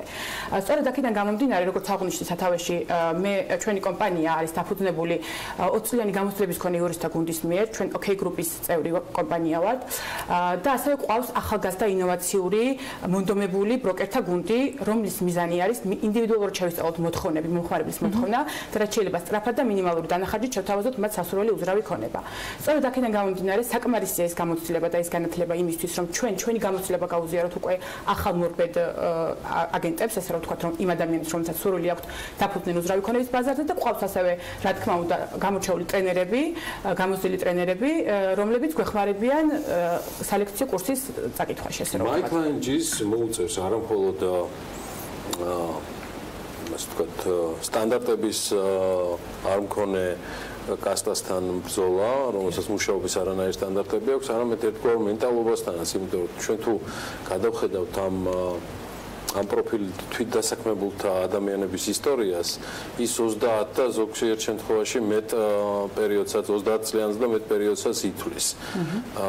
თქვენ ჯგუფისგან არ მიგვიყვარს თამამი იდეები, მაგრამ ამ შემთხვევაში მაინტერესებს სხვა რამ თუ არა გათვლილი, რომ რეალურად ტიპიურად სხვა წინააღმდეგობა შეიძლება დაგვდეთ ბაზარზე, რადგან კომუნისტურ პერიოდში, როცა პრაქტიკული, ასე ვთქვათ, ეკონომიკური ურთიერთობები ოფიციალურად აკრძალული იყო, ეს კასტა არსებობდა და ფუნქციონირებდა. თქვენ დღეს აბსოლუტურად სწორად აღნიშნეთ, რომ ხშირ შემთხვევაში ისინი სტანდარტს კი არა ელემენტარული ეთიკის ნორმების მიღმა არიან და რის დამკვიდრებას ცდილობს OK ჯგუფი, რის დამკვიდრებას ცდილობს My Client Gym. ჩვენ ვატარებთ ძალიან ხშირად კვლევებს ამასთან დაკავშირებით და ეს ინფორმაცია ჩვენთვის უცხოაზე დაგნობით. კი ბატონო, უცხო ნამდვილად არ არის, რომ შეიძლება ძალიან დიდ წინააღმდეგობას წავაწყდეთ, მაგრამ იმედს ვამყარებთ იმ ახალგაზრდა სამომავლო გუნდზე, რომლებიც ახალი ინოვაციებით, ახალი შემართებით შეიძლება მოვიდეს ამ ბაზარზე, ამ ბიზნესში და რა თქმა უნდა, საერთოდ სხვა სერვისი, უფრო მაღალი დონის სერვისი შესთავაზოს მომხმარებელს, იმიტომ რომ საუბრის სათავეში აღნიშნე, რადიკალურად იზრდება ყოველდღიურად ეს ბიზნესი ზოგადად, უძრავი ქონების ბაზარი და ძალიან მნიშვნელოვანია არსებობდეს კვალიფიციური ორგანიზაციები ამ ბიზნესში იმისთვის, რომ მომხმარებელს მიაწოდოს სწორი ინფორმაცია, რა ტიპის უძრავ ქონებაში, რა მიმართულებით უნდა დააბანდოს თავისუფალი სახსრები, ფულადი სახსრები. საჭიროება ერთია, მაგრამ სხვა რამდენად გადავედით იმ ჩვევიდან, რომ უნდა მივმართოთ კვალიფიციური ორგანიზაციას და არა ვთქვათ ისეთ ადამიანს, რომელსაც არ აქვს კონკრეტული გამოცდილება და ინდივიდუალურად ახდენს გარკვეული წესების დადგენას და არავინ იცის როგორ. რამდენად სარგებლობენ თვითონ მომხმარებლები, რამდენად აქვთ იმის მოთხოვნილება, რომ კონკრეტულ კვალიფიციური ორგანიზაციასთან მივიდნენ და მათგან მიიღონ ინფორმაცია. კი ბატონო, მოგესალმებით, მივესალმებით თქვენ ტელემაყურებელს. როგორც თქვენც აღნიშნა საუბრისას, უძრავი ქონების ბაზარი ბოლო წლებში საკმაოდ მზარდია, შესაბამისად იზრდება მომხმარებელთა რაოდენობაც, რომელიც ჩვენი მომსახურებით ინტერესდება. მოგახსენებთ, რომ ამ დროისათვის ჩვენს ბაზარზე ფიქსირდება დაახლოებით 12000-მდე უძრავი ქონება და სტატისტიკურად ყოველთვიურად 400-დან 500 მომხმარებლამდე მოგმართავს შესაბამისი უძრავი ქონების მოძიების სურვილით. ამის შემდგომ, რა თქმა უნდა, ჩვენი გუნდი იწყებს ინდივიდუალურ მუშაობას, ხდება ამ მოთხოვნათა დამუშავება, შერჩევა და ჩვენი მუშაობის შემდგომი სტრატეგია განისაზღვრება იმის მიხედვით, თუ რა ტიპის მომხმარებელთან გვაქვს ურთიერთობა. ძირითადად შემიძლია გამოვყო ორი კატეგორია, ანუ მომხმარებელი, რომელიც არის თავის მოთხოვნაში სრულად ჩამოყალიბებული, ამ შემთხვევაში მისთვის, ანუ დროის მოკლე დანახარში ვცდილობთ, რომ შესაბამისი უძრავი ქონება მოვიძიოთ და მომხმარებელი, რომელსაც აქვს თავისუფალი ფულადი რესურსი და სურს მისი ინვესტიცია უძრავ ქონებაში. შესაბამისად, ამ შემთხვევაში ჩვენი მუშაობა იწყება ჩვენი გამოცდილებისა და პრაქტიკის და რეკომენდაციების გაზიარებით, მოთხოვნის ჩამოყალიბებით და შემდგომ, რა თქმა უნდა, შესაბამისი უძრავი ქონების მოძიებით. პირველი ჭარბობს თუ მეორე? მეორე უფრო შემიძლია გითხრათ იმქიდან ჩამოუყალიბებელი, მაგრამ ფულიანი ქართველები. კი ბატონო. შესაბამისად, ამას გარდა, როგორც გვანცამ აღნიშნა, ჩვენი კომპანია არის 20 წლიანი გამოცდილების მქონე იურისტთა გუნდის მიერ დაარსებული. შესაბამისად, ჩვენს მომსახურებაში, ანუ იურიდიულ სერვისს განსაკუთრებული ადგილი უკავია.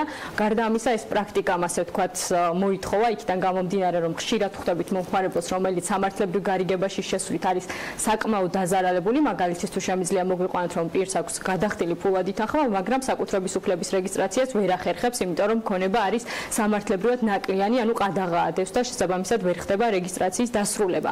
აქედან გამომდინარე, ჩვენი გუნდი სამართლებრივად სრულად ამოწმებს უძრავ ქონებას, შესაბამისად ხდება ასევე ქონების მომზადება, სარეალიზაციო იქიდან გამომდინარე, რომ ქონებათა დიდი უმრავლესობა არის მაგალითად იპოთეკები დატვირთული იქნება ეს ბანკები, მიკროსაფინანსო თუ კერძო იპოთეკარები და შემდგომ უკვე საბოლოო ეტაპზე ვახდენთ, ანუ შესაბამისი კონტრაქტის გამზადებას იქნება ეს გარიგების ტიპიდან გამომდინარე ნასყიდობის, იჯარის თუ ქირავნობის ხელშეკრულება. შესაბამისად, მხარებისთვის წარმოადგენთ ერთგვარ გარანტს, რომ რისკები მაქსიმალურად იქნება შემცირებული. იმის გამო, რომ მოცულია ყველა მიმართულება. ყველა მიმართულებით მუშაობთ, კი ბატონო. ჩამოუყალიბებელ ნაწილზე იკითხა გიორგიმ და მინდა ვიკითხო, რა მოქმედებს ყველაზე მეტად ასეთი კატეგორიის კლიენტებზე, რა შეთავაზებებით არიან ისინი უფრო მეტად დაინტერესებული და რას ანიჭებენ უპირატესობას, თქვენ რას თავაზობთ მათ, როდესაც არჩევანის გაკეთების დრო დგება? ზოგადად ჩვენს კომპანიაში გვაქვს სამი ტიპის მიმართულება. ეს არის გაყიდვების განყოფილება My Client-ი, მოთხოვნა გამომდინარე გამოიყო მას ქირაიჯარის განყოფილება Rent My Client-ი და ასევე ამ ეტაპზე მიმდინარეობს კომპანიაში ახალ პლატფორმაზე მუშაობა, ეს არის Georgian Business Sale-ი, რომელიც ეს პლატფორმა აერთიანებს არსებულ ბიზნესებს საქართველოში, რომელთა გაყიდვაც სურს რა თქმა უნდა მესაკუთრეს და თავაზობთ ყველა ადამიანს, მათ შორის საქართველოში და ინვესტორებს, უცხოელ ინვესტორებს, დააბანდონ არსებულ ბიზნესებში თავიანთი ფულადის სახსრები. ჩვენი კომპანია უწევს მათ კონსულტაციას იმ კუთხით, რომ რა ტიპის მიმართულებებით არის ახლა ამ ეტაპზე გაზრდილი მოთხოვნა და სად შეიძლება მაქსიმალურად მეტი შემოსავალი მიიღოს კონკრეტული თანხის დაბანდებით მომხმარებელმა.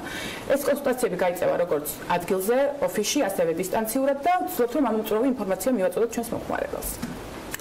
მომავალში კიდევ რა მიმართულების დამატებას აპირებთ, იმიტომ რომ როგორც ჩანს, სიახლეები კიდევ უნდა იყოს. კი, ამ ეტაპზე მუშაობთ კიდევ ერთ წამახალისებელ აქციებზე, რაც შეიძლება ჩვენს მომხმარებელს შევთავაზოთ, იმიტომ რომ ამ ეტაპზე გვაქვს თქვათ გარკვეული აქციები, რომელიც მდგომარეობს იმაში, რომ ადამიანი, რომელიც შეიძენს ჩვენი დახმარებით უძრავ ქონებას, საჩუქრად იღებს სამზარეულო საოჯახო ტექნიკას და ჩვენი პარტნიორი ტურისტული კომპანია Pirvelisგან ტურებს სოფლის სხვადასხვა მიმართულებით. ახლა გეგმავთ კიდევ ახალი აქციების ჩაშვებას, რომ წავახალისოთ ჩვენი მომხმარებელი და როგორც აღნიშნე უკვე ამ ეტაპზე გვაქვს ახალი პლატფორმა დანერგილი Georgian Business Sale-ი, მიმდინარეობს ამის დახვეწა და კიდევ უფრო გამართვა, იქიდან გამომდინარე, რომ ამ პლატფორმის კარგი ამუშავება არა მხოლოდ ჩვენი კომპანიის ეკონომიკურ განვითარებას შეუწყობს ხელს, არამედ ძალიან დარწმუნებულები ვართ, რომ ბევრი ინვესტორი შემოიყვანს ჩვენს ქვეყანაში. მეწარმეობებს გისურვებთ. დიდი მადლობა მომზადებისთვის, რომ დილა საქმიანად ჩვენთან ერთად გაატარეს გვანცა გუჯელაშვილმა, უკაცრავად, უძრავი ქონების სააგენტოს და საინვესტიციო კომპანია My Client-ის დირექტორი და პატივი ჰქონდა გვემასპინძლა ასევე მარიამ თუხარელისთვის, უძრავი ქონების სააგენტო და ასევე ამ კომპანიის შიდა საოპერაციო განყოფილების ხელმძღვანელი. დიდი მადლობა, წარმატებულ დღეს გისურვებთ. სულ რამდენიმე წუთში სარეკლამო პაუზის შემდეგ წიგნის დრო დგება ტრადიციული საქმიან დილაში. ნინიას და დათო სტუმარი ამჯერად ილიაუნის რექტორი გიგა ზედანია იქნება.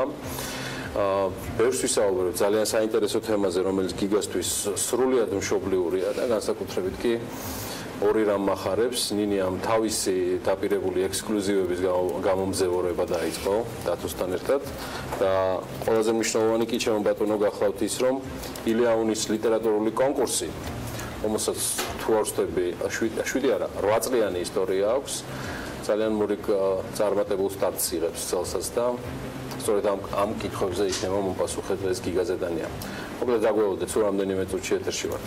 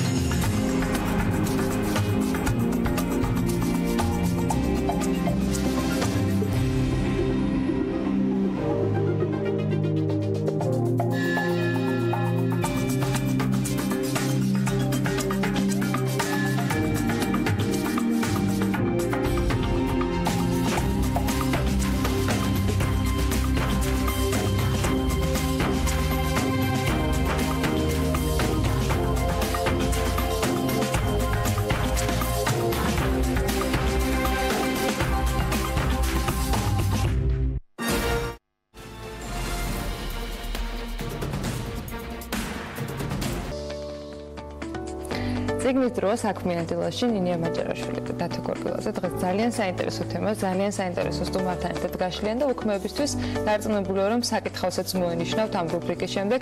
მოგესალმებით და გითხოვთ ეთერს. მოგესალმებით ანა, მივესალმები საქმიანი დილის მაყურებელს. დღევანდელ ეთერს მთლიანად ილიაუნის ლიტერატურულ კონკურსს უთმობთ, რომლის მთავარი მიზანიც დაარსების დღიდან საქართველოში რომანის განვითარების ხელშეწყობაა. რომანისტების ფინანსური წახალისება კი საქართველოში სადაც წიგნების წერით ფულს ვერ იშოვი და სხვა საქმის კეთებაც გიწევს ძალიან მნიშვნელოვანია. მით უმეტეს თუ იმას გავითვალისწინებთ, რომ ილიაუნის ლიტერატურულ კონკურსს გარდა მნიშვნელოვანი აღიარებისა ქართულ ლიტერატურულ ჯილდოებს შორის ყველაზე სოლიდური თანხა 10,000 ლარიც ახლავს თან. მოგესალმებით.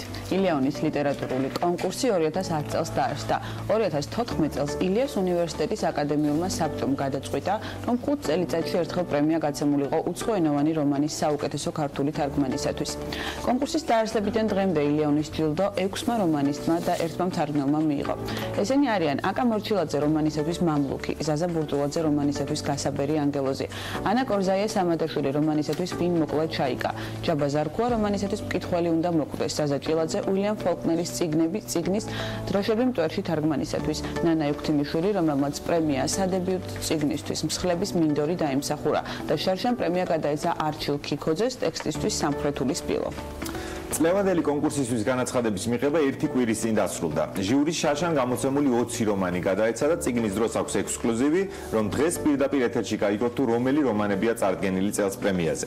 სულაკაურის გამომცემლობამ პრემიაზე 5 რომანი წარადგინა. ლაშა ბუღაძის პატარა ქვეყანა, მარი ბექაურის ანას მომენტი, დათო სამნიაშვილის სადებიუტო რომანი მოქს, ზურა ჯიშკარიანის ასევე სადებიუტო რომანი საღეჭი განთიადები უშაქროთ და ლაშა იმედაშვილის ზორო.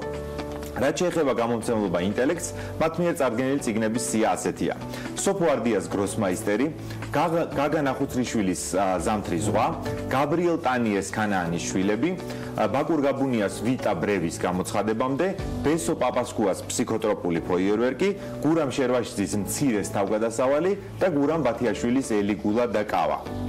გამომცემლობამ წიგნები ბათუმში პრემიაზე 3 რომანი წარადგინა. ესენია დავით გაბუნიას დაშლა, გურამ მაცხონაშვილის გლდანი შეუძლებელი რომანი და შოუ ბაბუხადიას ბაღაღები. გამომცემლობა პალიტრა ელის მიერ წარდგენილი რომანების სია კი ასე გამოიყურება. ია კარგადეთელის სხვა უდაბნოს საიდუმლო, ელის დოდსონის რაფლეზია, შორინა ხუხუას შემოვალ ეტლით და თათული ღვინიანიძის აღიარება ხელისფულზე. გამომცემლობამ სიესტამ კი ილიაუნის პრემიაზე თამარ თანდაშვილის მატერიკონი წარადგინა. იოლი მისახვედრია, რომ ჟიურის ძალიან მძიმე შრომა და რთული არჩევანის გაკეთება მოუწევს. ილიაუნის ლიტერატურულ კონკურსზე, მის მიზანზე, მიღწეულ შედეგებზე, ჟიურის მუშაობის პრინციპსა და პრემიის სამომავლო გეგმებზე სასაუბროდ ილიაუნის რექტორი გიგა ზედანია მოვიწვიეთ, რომელიც სულ რამდენიმე წამში შემოგვიერთდება დაგველოდებით.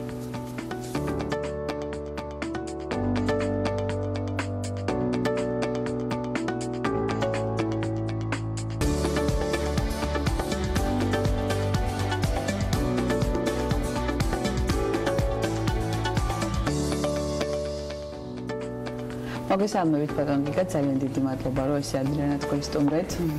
მადლობა და პატეჟებისთვის. პირველ კითხვას დაგისვამთ, როგორია ილიაუნის ლიტერატურული კონკურსის ჟიურის მუშაობის პრინციპი. თქვენ სრულად კითხულობთ ხოლმე წიგნებს და შემდეგ იკრიბებით აზრების გასაცვლელად და შესაძლებლად თუ კონკურსის პრემიის მსგავსად ეტაპობრივად მიდის განხილვა?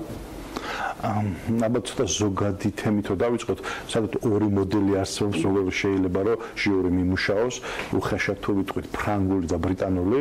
ფრანგული მოდელი არის პროფესიონალიზაციაზე მიმართული, რომლის მიხედვითაც ჟიურიში ყოველთვის შეძლების და გვარად პატივცემული და გავლენიანი ლიტერატურები შედიან ხოლმე, ისინი პერმანენტული წევრები ამ ჟიურის. ბრიტანული არის უფრო დემოკრატიული და ცოტა უფრო უწესრიგო, ხო, ანუ ყოველწლიურად ახედან კომპლექტება ჟიური და ხანდახან ისეთი ხალხიც აღმოჩნდება ხოლმე, რომელსაც ლიტერატურასთან პირდაპირ კავშირი არ აქვს. ილიაუნის ლიტერატურული პრემია არის უფრო ბრიტანული მოდელის მიხედვით დაწყობილი, ისევე როგორც მე რამდენადაც ხვდები ნებისმიერი სხვა ქართული ლიტერატურული პრემია, ანუ ყოველწლიურად ახლიდან ვაკეთებთ ხოლმე კომპლექტაცია ჟიურის და ჟიურიში შედიან როგორც პროფესორები, ისე სტუდენტები.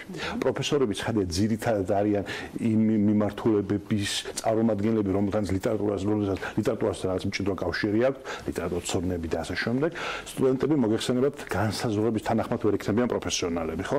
ანუ ასე ვთქვათ, პრინციპში მოდი ასე ვთქვათ, რომ ორივე მოდელს ბრიტანულთანაც და ფრანგულთანაც განმაცხადებელს თავისი პრობლემები აქვს და თავისი დადებითი მხარეები აქვს. მაგალითად, ფრანგულს მოდელს ხადია, რომ კარგი ის აქვს, რომ ეს გამოცდილი და მცოდნე ჟიურის წევრები ყავს, რომელიც 10 წლის განმავლობაში აფასებს და აძლევს ერთ და იმავე პრიზს, ხო, რაც საკურველია მათ უკეთესად ესმით ლიტერატურული პროცესი. მეორე მხრივ ცნობილი ამბავია ისიც, რომ საფრანგეთში ძალიან ხშირია აი ამ ჟიურის კორუფციის შემთხვევები, ხო? ცხადე კორუფციაზე, საფრანგეთში კორუფციაზე ლაპარაკი არ არის, მაგრამ პირდაპირ შავი ფულის მიცემაზე, ლაპარაკია იმაზე, რომ გავლენიან გამომცემლებს აქვთ, ასე ვთქვათ, უნარი, რომ ზეგავლენა მოახდინონ ჟიურის გადაწყვეტილებებზე, იმიტომ რომ ჟიურის წევრები არიან პროფესიონალი ლიტერატორები, მათ აქვს ინტერესი ამ გამომცემლობების მიმართ და ასე შემდეგ. ერთ-ერთი ყველაზე სკანდალური შემთხვევა მეგონი 30-იან წლების შემთხვევა იყო, რომ სელინის საუკეთესო რომანს არ მისცეს კონკურსის პრემია და არ მისცეს იმიტომ, რომ სელინის გამომცემელი იყო მეორე ხარისხოვანი გამომცემელი და იმ რომანის გამომცემელი, რომელიც გაიმარჯვა, იყო გალიმარი. არ და იმ რომანის ჩვენ არც დღეს არც სახელი გვახსოვს და არც ავტორის და არც სათაური და ასე შემდეგ. კითხავთ, რომ უფრო კარგად რო აუხსნათ კითხოს ფრანგული მოდელის, ბრიტანული მოდელის მიხედვით, რომელსაც თქვენ მივიდეთ, როგორ მიმდინარეობს მუშაობა? მუშაობა მიმდინარეობს ასე, რომ იკრიბებიან ჯერ პროფესორები, რომლებიც გამოცხადებული კონკურსის მიხედვით ირჩევენ სტუდენტებს, ჟიურის სტუდენტ წევრებს და შემდეგ უკვე პროფესორები და სტუდენტები ერთობლივად ირჩევენ გამარჯვებულს. ეს არის პროცესი, რომლის ფარგლებშიც ჟიური საკმაოდ რეგულარულად ხვდება და იკრიბება, მიმდინარეობს ხოლმე დებატები და დავა და არ ვიქნები ხა ძალიან ორიგინალური თუ ვიტყვი, რომ ყველა ეს საინტერესო ამ პროცესში სწორედ ის დავა, რომლის შედეგადაც გამოვლინდება ხოლმე ძალიან დაძაბულა, ანუ ვითარება სტუდენტებსა და პროფესორებს შორის. ხო, ნუ ჩვენ ვცდილობთ ხოლმე რაც შეიძლება, რომ სტუდენტები აქტიურად იყვნენ ჩართულები, თუმცა ხადია ყოველთვის არის ეგეთ სიტუაციებში ასიმეტრიაც, ხო, იმიტომ რომ გასაგებია, რომ მაინც პროფესორები ამ პროცესში უფრო გამოცდილ, ასე ვთქვათ, ადამიანების ფუნქციას ასრულებენ, მაგრამ ყოველთვის წყალში, ესეც მომენტ როგორც თევზის წყალში, ესეც მაინც ასე ვთქვათ, ასე. სხვა შორის წეგან მინდოდა მე თქვა იმავე კონკურსის პრემიის გამოცდილ ჟიურის თავის დროზე შეეშალა და ვერ გამოიცნო, რომ მენგარი ლაჟარი ერთი და იგივე ადამიანები. და გამოიცნო სტუდენტმა გოგონა სხვათა შორის.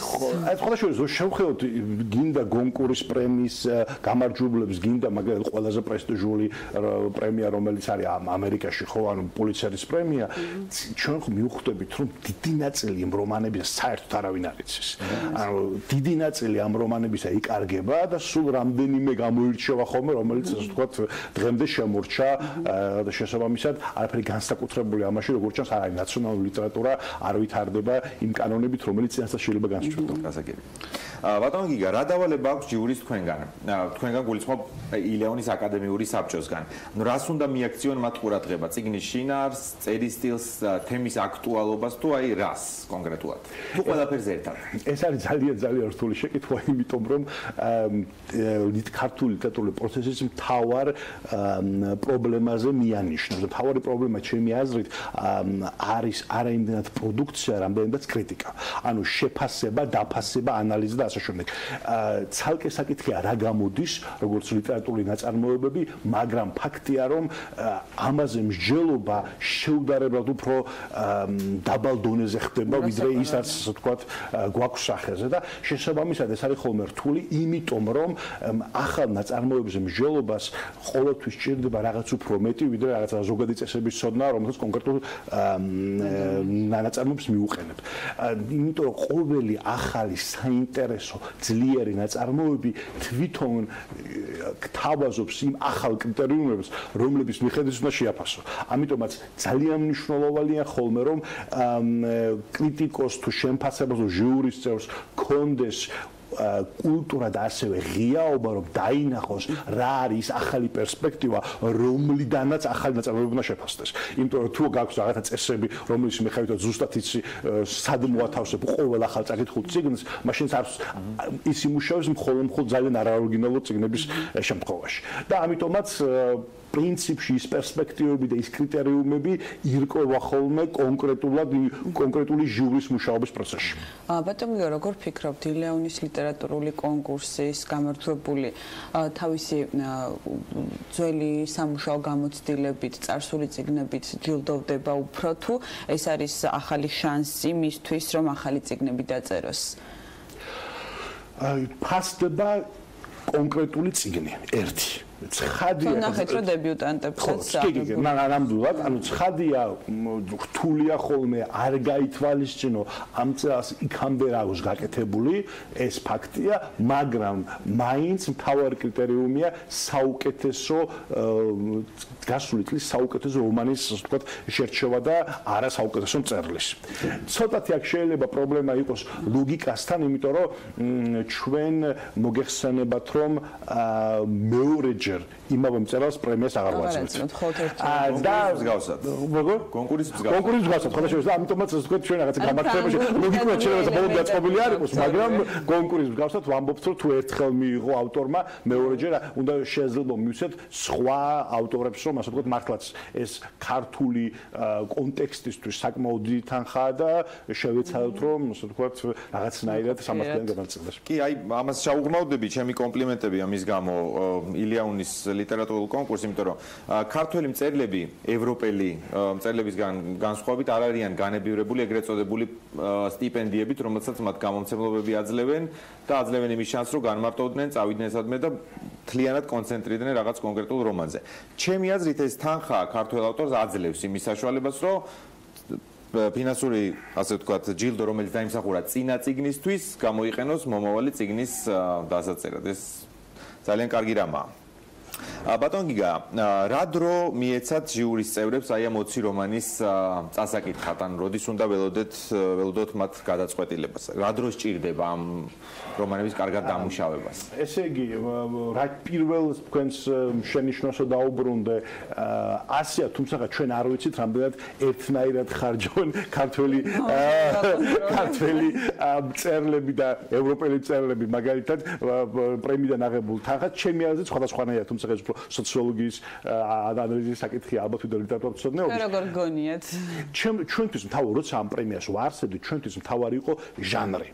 ჩვენ ვთქვით, რომ ჩვენ საზოგადოებას ყველაზე ძალიან ეხლა რაც სჭირდება არის რომანი, იმიტომ რომ რომანი არის თანამედროვე ევროპის და ზოგადად თანამედროვეობის დაბადების თანმდევი აუცილებელი მომენტი. ხო, ანუ როცა ჩდება თანამედროვე კულტურა, მოდერნული კულტურა, არ ვიცი, შეიძლება პირველ რომანად სერვანტესი დონ კიხოტი ჩავთვალოთ თუ რობინზონ კრუზო გააჩნია კონტინენტალურ ტრადიციას მივემხრობი თუ ანგლოსაქსონს, მაგრამ ასია თუ ისე ამის გარეშე თანამედროვე საზოგადოება არ არსებობს და ჩვენი წარმოდგენა ყოველთვის იყო რომ ქართული ლიტერატურული კანონის ცენტრში ყოველთვის იდგა პოეზია. რომ დაასახელოთ საუკეთესო ქართველი ლიტერატორები, აუცილებლად პირველი ხუთეული პოეტი იქნება და შესაბამისად ჩვენ ვამბობთ რომ მოდი მივაქციოთ ყურადღება ჟანრს, რომლის გარეშე თანამედროვეობა არ არსებობს. აი ეს იყო მთავარი. კონკრეტულად როგორ და რანაირად დახარჯავს ის მწერალი ფულს, ნუ ეს საკითხია და ეგეც ხოშე საინტერესო სოციალური კვლევის საგანი შეიძლება იყოს. რაც შეეხება კონკრეტულ დროს ამ წელს რამდენი იქნება ეს დრო ჟიურის დაახლოებით 3 თვე, 4 თვე. ანუ გამარჯვებული გამოვლინდება ივნისში. ივნისში. და ბოლო კითხვას დაგისვამ, სამომავლო გეგმებზე გკითხავთ ილიაუნის ლიტერატურული კონკურსის რამე ძირეულ ცვლილებებს თუ გეგმავთ, სიახლეებს? თქვენ ყველაზე მნიშვნელოვანი რამ უკვე შესავალში აღნიშნეთ, საქმე ეხებოდა იმას, რომ ყოველ 5 წელიწადში ერთხელ ჩვენ გავცემთ პრიზს არა საუკეთესო ორიგინალური რომანისათვის, არამედ საუკეთესო თარგმანისათვის უცხოენოვანი რომანისა. შესაბამისად, შემდეგი წელი იქნება სწორედ ასეთი წელი, 5 წლის განმავლობაში საუკეთესო წიგნები, რაც ითარგმნა და სხვა შეიძლება საქმე, როგორც გამომცემლს მინდა რომ კომპლიმენტი გითხრათ, იმიტომ რომ წიგნები ბათუმში გამოცემული წიგნები ძალიან საკვირველად ემთხვევა ჩემი საყვარელი რომანების ჩაბონათვალს და ამიტომ მართლა მაგრამ ეხლა ჩვენაც უნდა ვნახოთ გაისათ ეს იქნება რომ ეს კარგი წიგნები რამდენად კარგად ითარგმნა და ნუ იმედი გვაქვს რომ მოემზადეთ თარგმნელებო რომ გაისათ ძალიან დიდი ორთაბრძოლა გეელოდებათ უგმესი მადლობა სტუმრობისთვის ძალიან საინტერესო ეთერი გქონდა პირადად მე ძალიან ბევრი რამ გავიგე, დარწმუნებული ვარ ჩვენმა მაყურებელმაც. შევხვდებით ერთმანეთს შემდეგ პარასკევს. ძალიან დიდი მადლობა ნამდვილად ძალიან საინტერესო ინფორმაციისათვის, ექსკლუზივისთვის, იმ ჩამონათვალისთვის, რომელსაც ძალიან ბევრი ადამიანი ელოდა და დარწმუნებული ვარ, რომ საქმიანი დილის მაყურებლისთვის, როგორც თავშივე აღვნიშნე, ბევრი წიგნი იქნება მოსანიშნი და დაელოდებიან უკვე ამ წიგნების დაკითხვის შემდეგ შედეგს, რომელსაც ილიაუნის ლიტერატურული კონკურსი ცოტა მოგვიანებით გაგვაცნობს, მას შემდეგ რაც კონკურსი დასრულდება და გამარჯვებული დასახელდება. წინ რეკლამა გულდება, სულ რამდენიმე წუთში დაგიბრუნდებით.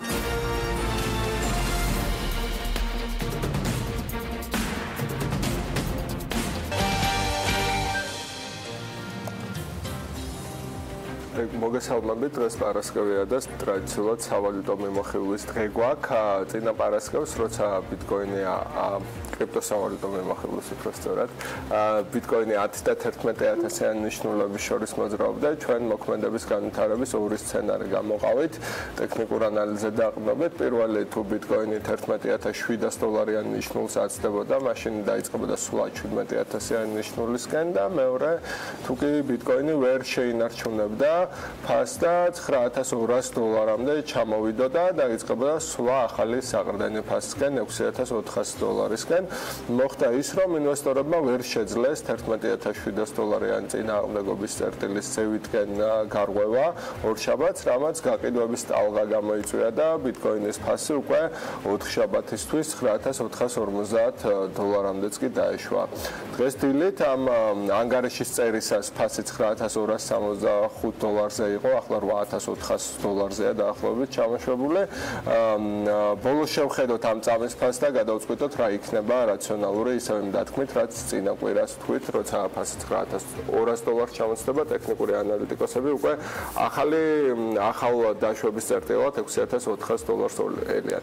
მაგრამ ცოტა იმაზე ვისაუბროთ, რამ გამოიწვია გაიაფება, თუ მედიას დაუჯერებთ ამაში ფასიანი ქაღალდების და ბირჟის კომისია ეგრეთ წოდებული სეკი არის პასუხისმგებელი. 4 შაბათს სეკმა განაცხადა, რომ ელექტრონული აქტივები ფასიანი ქაღალდებია, რაც იმას ნიშნავს, რომ ყველა სავაჭრო პლატფორმა, რომელიც ვირტუალური ვალუტით ვაჭრობას გვთავაზობს, უნდა შესაბამისად დარეგისტრირდეს და დარეგულირდეს. ამის შეტყობინებას ბირჟის მოთამაშეები უკვე მიიღებდით თქვენი სავაჭრო ბირჟებიდან, რომ ვერიფიკაციის ხელახალი პროცესი უნდა გაიაროთ და გისამძიმრებთ, ვიცი რა თავის ტკივილიცაა ეს პროცესი, მაგრამ ჩნდება ორი კითხვა, რამდენად მართალია მედია, როცა ფასის ვარდნას სექს აბრალებს და რამდენად ცუდია ჩვენი ახალი თავის ტკივილი. გასაგებია, არავინ უარყოფს იმას, რომ კრიპტოსამყაროში ჯერ კიდევ ბევრი ჩრდილოვანი პროექტია, გასული წლის ICO-ების, ანუ საჯარო შეთავაზებების ნახევარმა ან არ გაამართლა, ან უბრალოდ გაქრა, რამაც მილიონობით $,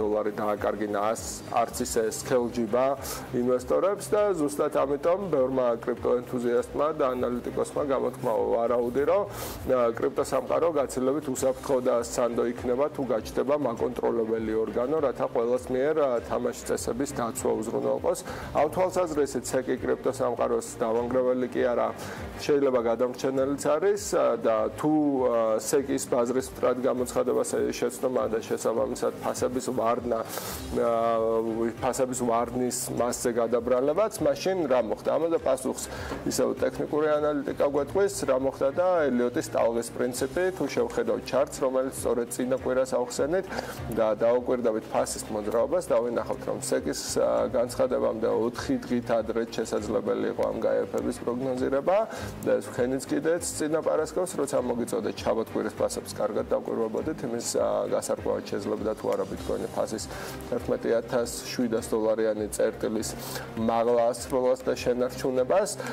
წინააღმდეგ შემთხვევაში ეგრეთ წოდებული bet pattern იხატებოდა, რაც მაუწყებელი იყო ფასების ვარდნის. რაც შეეხება თავად ელიოტის ტალღის თეორიას, მის მიხედვით ყველა იმპულსს სამტალღიანი კორექცია მოსდევს. პირველი ტალღის წვერი იყო, როცა ბიტკოინის ფასი $11000-ზე ვიტავიდა, მეორე ტალღის წვერის მიღწევისას გაყიდვები კი უნდა დაწყებულიყო, როცა ფასი $11700-იან ნიშნულის წინააღმდეგობის წერტილს მიაღწევდა. საბოლოოდ $11780-იან ნიშნული ვერ დაიძლება შესაძლებელია და ბევრი ინვესტორისთვის მიმზიდველი აღმოჩნდა ახალ პიკზე გაყიდვა. 4 დილას 7 მარტს ბიტკოინის ფასები $10,540 მიდამოებში იყო და შესაბამისად ახალი წინააღმდეგობის წერტილად $10,912 დაისახა.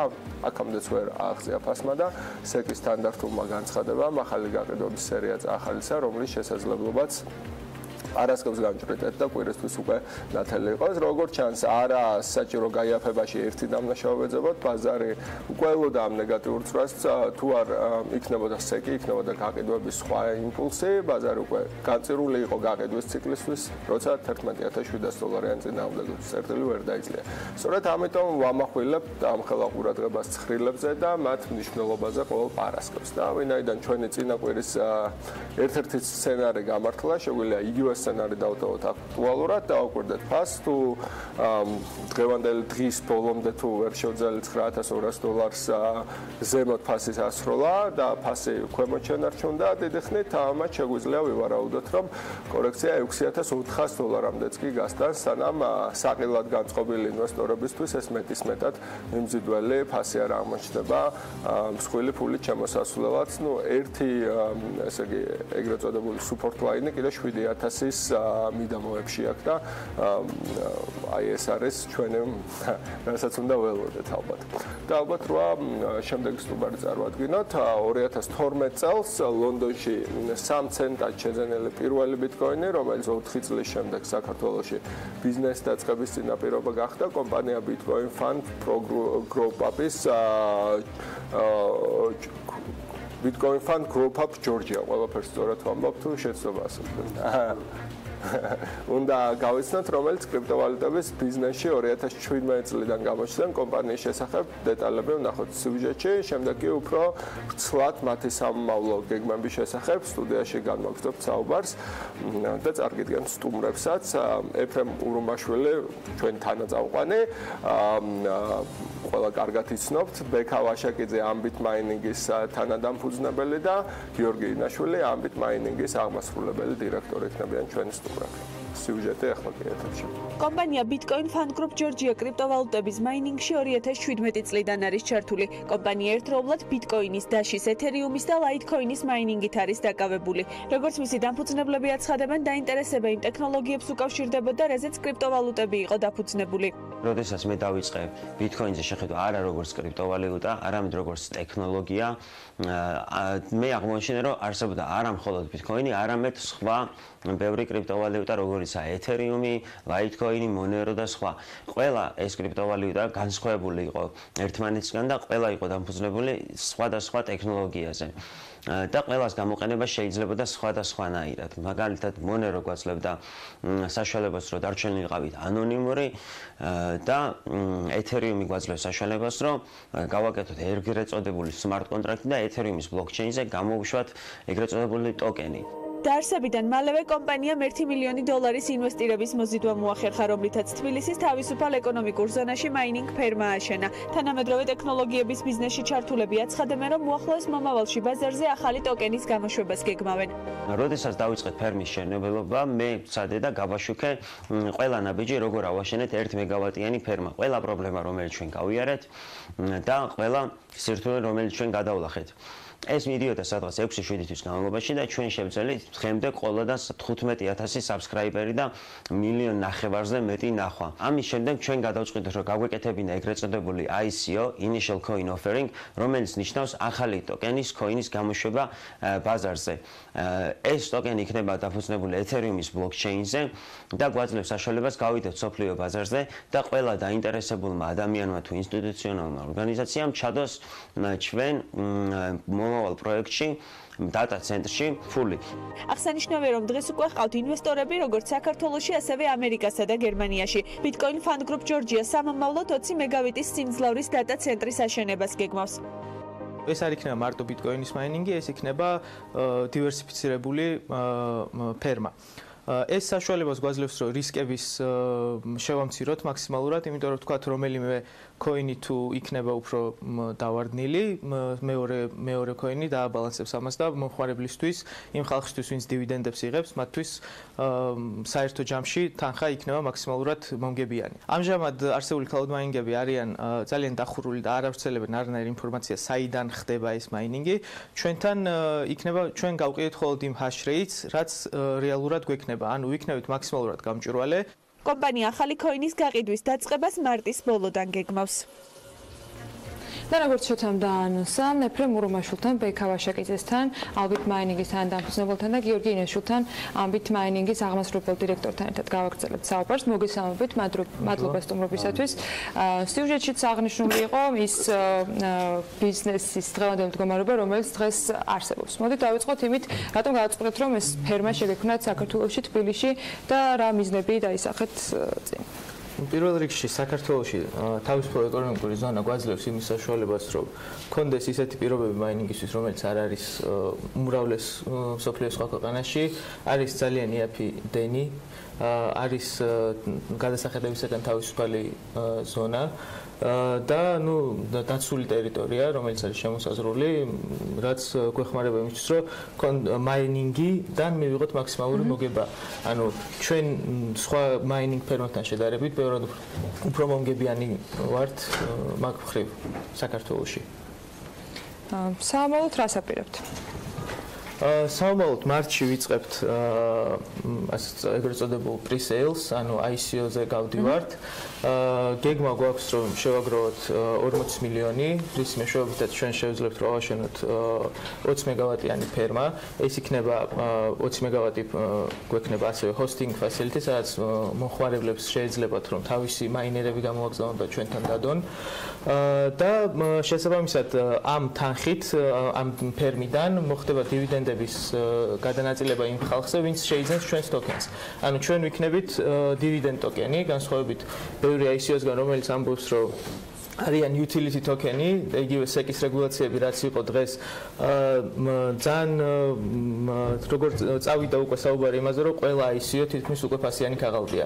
ანუ SEC-იც security არის ყველა და არა utility token-ი და ეხლა ხანს იყო 80 ICO გამოითხოვეს და მოწდება SEC-ის მიერ და ჩვენ გადავწყვეტ, რომ თავიდანვე წავიდეთ იმ გზით, რომ ჩვენ ვართ security, ჩვენ ვამბობთ, რომ ვართ security და იმ შემთხვევაში, რომ იმისთვის რომ ვიყოთ compliant ამ SEC-ის რეგულაციებთან, ჩვენ აბსოლუტურად უარს ვაცხადებთ ამერიკელ მოქალაქეებზე, შესაბამისად თანხებს არ მივიღებთ არც აკრედიტებული ინვესტორებისგან და არც ამერიკელი მოქალაქეებისგან და ვიქნებით compliant და ვიტყვით, რომ ჩვენ ვართ security, ვარიგებთ დივიდენდებს და ფასიალდებით ვაჭრობთ და შესაბამისობაში მოვდივართ იმ რეგულაციურ ჩარჩოსთან, რაც შეიძლება არსებობდეს. ცოტა მეტად უფრო ნათლად ვახსნათ პრინციპი თქვენი კოინის. რის გამოშვებასაც აპირებთ დივიდენდ კოინის და რასაც თავაზობთ მომხმარებელს და pre-sale-ის ფასი და შემდეგ უკვე შემდეგ ეტაპზე რო გადავა ფასი რა იქნება და ბაზარზე რა ფასებში ოპერირებას ვარაუდობთ ეგრეთ. თვითონ ჩვენი ტოკენის პრინციპი როგორ არის? ანუ ეს იქნება დივიდენდ ტოკენი, ანუ მომხმარებელი ექნებათ რაოდენობის ტოკენებსაც შეიძებენ იმის მიხედვით დამაინინგებული კოინების პროცენტული მაჩვენებელი 85% დამაინინგებული კოინების გადანაწილდება თანაბრად ტოკენების მიხედვით. ანუ ვისაც რა რაოდენობა ტოკენი ექნება, შესაბამის დივიდენდს მიიღებენ. დივიდენდების დარიცხვა მოხდება ორ კვირაში ერთხელ და ეს დივიდენდი დაირიცხება ეთერიუმში, ეს იქნება smart კონტრაქტის მიერ დარეგულირებული, ანუ ეს იქნება აბსოლუტურად გამჭვირვალე და ყველა მომხმარებელს შეიძლება ნახოს, ანუ ჩვენი ხარჯები რა გვექნება, ჩვენი გამომუშავება რა იქნება, hash rate-ი, ეს ყველაფერი არის blockchain-ზე და მათ შეეძლებათ ამ ყველაფრის მონიტორინგი. რაც შეეხება ფასს, pre-sale-ზე არის 20%-იანი ბონუსი, ანუ მთლიან საწყის ფასი არის 50 ცენტი ტოკენის, pre-sale-ზე იქნება 20%-იანი ბონუსი, ანუ 40 ცენტად გაიყიდება და შემდეგ main sale-ზე ნელ-ნელა აკლდება ეს ბონუსები და ბოლოს 50 ცენტად იქნება გაყიდული.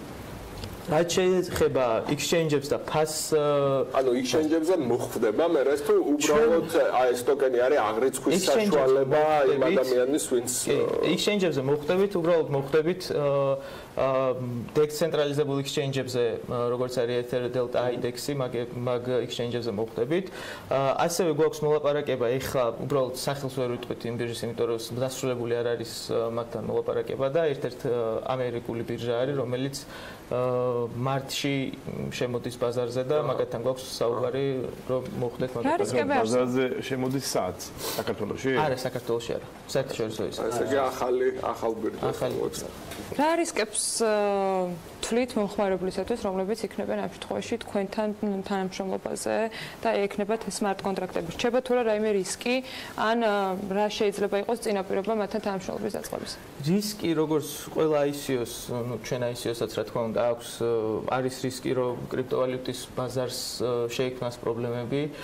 თუმცა ჩვენი უპირატესობა რა არის ის რომ ჩვენ დამოკიდებული ვართ მთლიანად კრიპტოვალუტის ბაზარზე, ანუ ბიტკოინის თუნდაც 5000 ან 6000 ნიშნულზე ჩამოსვლის შემთხვევაშიც ჩვენ მაინც წლიური return on investment რასაც ქვია, მაინც მომგებიანია. თქვა შეიძლება სხვა ვალუტების, სხვა კრიპტოვალუტების ხარჯზე? სხვა კრიპტოვალუტების ხარჯზე, იმიტომ რომ ჯერ ერთი რო დივერსიფიცირებულია და მეორეც იმიტომ რომ მაინინგი მაინც profitable არის. ანუ ჩვენ რეალურად ეს არის მაინინგი და რამდენად არის ამ მოცულობის მაინინგი სწორედ იმის გარანტი, რომ ამით იყოს ანუ პლუსში გასულები? რაც უფრო დიდ სკეილზე გადიხარ, ბევრად უფრო მომგებიანია, იმიტომ რომ იგივე კულინგი, იგივე ელექტროვაირინგი, რასაც ქვია, ანუ ელექტროგაყვანილობები, ოპტიმიზაცია ხდება large scale-ზე, ანუ economics of scale, რასაც ქვია, ანუ ბევრად უფრო ნაკლები ხარჯით აღწევ იგივე შედეგს, როდესაც საუბარია დიდ ფერმაზე, ვიდრე როცა ეს პატარ-პატარა მაინერები იდგას სახში თუნდაც იგივე. ანუ ის ზომა გვაძლევს იმის საშუალებას, რომ ეს მაინინგი მაინც profitable იყოს. ამაინტერესებდა რა პროპორცია ექნება ვთქვათ ამ კრიპტოვალუტებს თქვენს მაინინგში, ანუ ვთქვათ ბიტკოინ რა პროპორცია ექნება და რა პროპორცია ექნება? მე გავცემს ჩვენ ვაპირებთ რომ გავაკეთოთ სადღაც 60% ბიტკოინის მაინინგი და სადღაც 40% დავუთმოთ ეგრეთ წოდებულ GPU-ებს ვიდეო ბარათების მაინინგს. რაც გამოიმუშავებს სხვადასხვა ვალუტას, როგორიც არის ეთერიუმი, მონერო, ზიქეში, ზენქეში და ამ ვალუტებს არ ემუქრება ის საფრთხე, რომ დიდმა მწარმოებლებმა, როგორც არის მაგალითად ბიტმეინი, გამოუშვას ეგრეთ წოდებული ASIC მაინერი, რომელიც მოხდა ახლახანს, როდესაც ერთ-ერთი კოინი, კერძოდ SIA კოინი იყო და დამაინინგებდებოდა ეგრეთ წოდებული GPU-ებით, ვიდეო ბარათებით და ბიტმეინმა გამოუშვა ASIC მაინერი, რომელიც 100-ჯერ უფრო სწრაფად ამაინინგებდა ამ კოინს და SIA coins თვითონ შეუქმნა პრობლემა, იმიტომ რომ თვითონ SIA coin-ი აპირებდა რომ გამოეშვა ASIC მაინერი სადღაც აგვისტოში და უკვე გაყიდული ქონდა თავისი მაინერები, მაგრამ არ იყო მისული ეგრეთ კლიენტებამდე. ასე რომ ჩვენ გარანტია საიდან იღებთ ამისას? გარანტიას რომ თქვენს მიერ შერჩეული კოინები ამ შემთხვევაში არ იქნება სწორედ ამ ფორმით შეცვლილი. არსებობს ალგორითმები, კერძოდ მაგალითად ბიტკოინის ალგორითმი არის SHA-256, ეთერიუმის ალგორითმი არის EquiHash-ი, Zcash-ი, Zencash-ი, ETH-ი, Monero, Kryptonite და არის სპეციალური ალგორითმები, რომელსაც არ ემუქრება ეს საშუალება, რომ იყოს დამაინინგებული ეგრეთ წოდებული ASIC-ებით, რომელიც არის სპეციფიკური მაინერი, რომელიც კერძოდ ამაინინგებს ამ coins და ბევრად უფრო სწრაფად ვიდრე ვიდეო ბარათი. ეს არის ერთ-ერთი დიდი მაგალითი არის ეთერიუმი და ამის საშუალება რომ ყოფილიყო, ეთერიუმს დაემუქრებოდა იგივე საფრთხე, რაც მოხდა მაგალითად SIA coin-ის შემთხვევაში და ეთერიუმი არის ის პლატფორმა, რომელიც გვაძლევს საშუალებას, რომ ჩვენ გავიდეთ მსოფლიო ბაზარზე და ეთერიუმის პლატფორმაზე და ეთერიუმის ბლოკჩეინზე გამოვუშვათ smart კონტრაქტი. არის სხვა კოინებიც, სხვა ბლოკჩეინებიც, რომელზეც უკვე მუშაობს და უშევენ სხვა smart contract-ებს, ერთ-ერთი არის neo მაგალითად, მაგრამ ethereum-ი ყველაზე დახვეწილი და ბოლო 1 წლის განმავლობაში გამოდის ICO-ები, რაც ნიშნავს initial coin offerings, საჯარო შეთავაზება კოინის, როდესაც ახალი კოინი არა, ტოკენი უფრო, რომელიც გამოდის ბაზარზე და ხალხს ეძლევა საშუალება იყიდოს ეს ტოკენი. ჩვენი ტოკენი, როგორც გიორგი მაგნიშნა, გადის security-ში, არის ჰოვი ტესტი, რომელიც უნდა გაიარო და ამ შემთხვევაში ხდები გავდივართ security-ში, რადგანაც ჩვენ ვიძლევით dividends. მაგრამ როგორც SEC-მა და აღნიშნა, ყველა ის ტოკენი, რომელიც გამოდის და ცდილობენ, რომ მიანიჭონ utility ეგრეთ წოდებული გამოყენებადი ტოკენის სახელი, ყველა გავა security-ში და ყველა უნდა დარეგისტრირდეს უახლოეს მომავალში. ჩვენ თავიდან ვაპირებდით, რომ მიგეღო აკრედიტებული ინვესტორები ამერიკიდან მხოლოდ, მაგრამ როგორც აღნიშნეთ, ოთხშაბათის განცხადების შემდეგ ჩვენ გადავწყვიტეთ, რომ არ მივიღეთ ამერიკული ინვესტორები. ვინ არის თქვენი პარტნიორები? მარტო ხართ? არა, ჩვენი პარტნიორები არიან და ჩვენ ყავს რჩევლები და პარტნიორები, ეს ორი განსხვავებული ნაწილია, მაგალითად რჩევლები არიან ის ადამიანები, რომლებიც სწორ გზაზე მივყავართ და ეგრეთ წოდებული მენტორები, ადვაიზერები, რომლებსაც სწორ გზაზე მივყავართ და რომლებიც გვასწავლიან ეგრეთ წოდებულ ტოკენ ეკონომიკას, რაც ძალიან მნიშვნელოვანია, როდესაც იწერება smart კონტრაქტი და ეს smart კონტრაქტი არის გამჭვირვალე და იტვირთება GitHub-ზე, რომელიც არის ეგრეთ წოდებული ისა რა ქვია ბაზა ამ კოდების.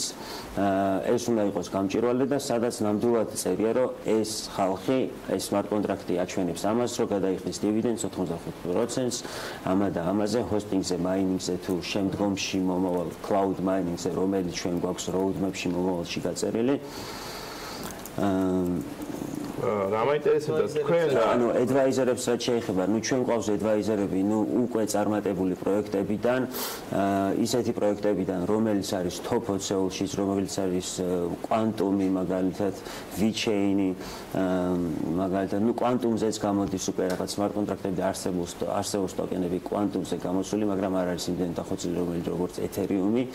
და ყავს Spectre-დან, რომელიც არის პირველი ეგრეთ წოდებული brokerless trading agency, ანუ forex blockchain-ზე, როდესაც ჩვენ ვირიდებთ, ანუ ბროკერის შუამავალს და ეს თანხები დეპოზიტს სინდიკატორი, რომელიც არის პროექტი, სადაც არის ეგრეთ წოდებული collective intelligence, ანუ artificial intelligence და ხალხის კოლექტიური ერთად მუშაობა, ანუ დიდი პროექტებიდან ყავს advisor-ები და ასევე ყავს პარტნიორები, Spectre, Hakeni, Jumio, ანუ ჩვენი დააღნიშნა, რომ ჩვენი ტოკენი და ჩვენი ICO სრულად გაივლის, ყველა მომხმარებელი გაივლის KYC-ს, ეგრეთ წოდებულ know your customer, ანუ იცნობდეს შენ კლიენტს.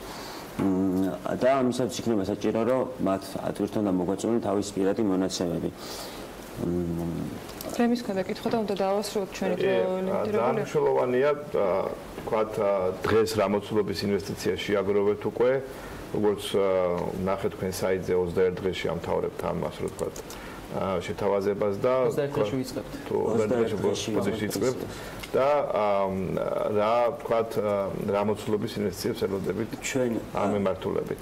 ჩვენ ვიწყებთ 21 დღეში pre-sales, იქნება ორი stage pre-sale და main sale როგორც არის, private pre-sale არ გავიკეთებია ჯერ და ყავს ინვესტორები, რომელსაც ველოდებით, მაგრამ საწყისი ბიუჯეტი რომ გამოგვეშვა ეს ტოკენი დაწყებული smart contract-დან დამთავრებული მთლიანად მარკეტინგის ბიუჯეტზე, რომელიც განიხაჭება და განიწერება, არის სადღაც $800,000 სადღაც 1 მილიონამდე, რომ გავაკეთოთ ეს პროექტი და მივიყვანოთ იმ დღემდე, რასაც pre-sale ქვია და შემდეგ გავაგზავნოთ და ყველა ის არხები გამოვიყენოთ, რასაც ქვია YouTube-ი, რომელიც ჩვენს გვაქვს, მაგრამ ბევრად დიდი ჩანელები, ანუ არხები და ასევე სოციალური ქსელები, ყველა და ეგრეთ წოდებული არტიკლები, ჟურნალები და ყველა საშუალება, რაც მიაწვდენს რაც უფრო მეტ ადამიანს ჩვენ ცნობადება რომ გავზარდოთ ბაზას. თლიანი პროექტის ბიუჯეტს, ანუ hard cap-ი ასე ვწოდოთ, ეგრეთ წოდებული გვაქვს 40 მილიონი, ანუ თლიანი პროექტის ჯამში გვინდა რომ შევაგროვოთ 40 მილიონი. პრისეილის რაოდენობა არის 7 მილიონი. შეგებია და კიდე ერთი კითხვა იმ დატა ცენტრის აშენებას, რომელსაც თქვენ აპირებთ, რა ტექნოლოგიას გამოიყენებთ, ანუ ასე ვთქვათ, ძალიან მარტივად რა აპარატურა გექნება თქვენ მაყურებელმა რომ გაიგოს, ანუ ჩვენ გვაქვს ორი ვარიანტი, რამოდენიმე ვარიანტი იხილება და ეს არ არის საბოლოო. იგივე ბიტფიურისთან გვაქვს რაღაც მოლაპარაკებები, ასევე ანუ შეგვიძლია გამოიყენოთ, არის ამერიკული კომპანია, რომელიც თავაზობს immersion coolings, ეგრეთ წოდებულ liquid coolings და ეს არის ერთ-ერთი ამერიკული კომპანია, რომელიც NSA სერვერებს უგრილებს NSA-ს, Orange, Vodafone, T-Mobile-ს და დიდი ტელეკომუნიკაციების სფეროში მოღვაწე კომპანიებს. ხევადი გაგრილების და ვადებთან მიმართებაში როგორ ხარ თქვა, აი აწიეთ ეს ინვესტიცია და რა ვადაში გააკეთებ? ჩვენი 6 თვის შემდეგ, ანუ 6 თვე გვაქვს აღებული იმისთვის, რომ ეს დატა ცენტრი ავაშენოთ. ჩვენ გავიგეთებია დივიდენდის დარიგებას ვაპირებთ 6 თვის შემდეგ. მადლობა სტუმრობისათვის, მადლობა გრაფიკოსს, რომელიც რჩება ჩვენთან ერთად, სტუმართან ერთად გააგრძელებს საუბარს. რეკლამის შემდეგ ვისაუბრებთ ფინანსთა სამინისტროს მიერ დაგეგმილ სიახლეებზე, ახლა მასპინძლობთ ბექა ვაშაკიძეს, ამ შემთხვევაში ამბით მაინინგის თანადამფუძნებელს და გიორგი ინაშვილს, ასევე ამბით მაინინგის აღმასრულებელ დირექტორს, რამდენიმე წუთში დაგებრუნდებით.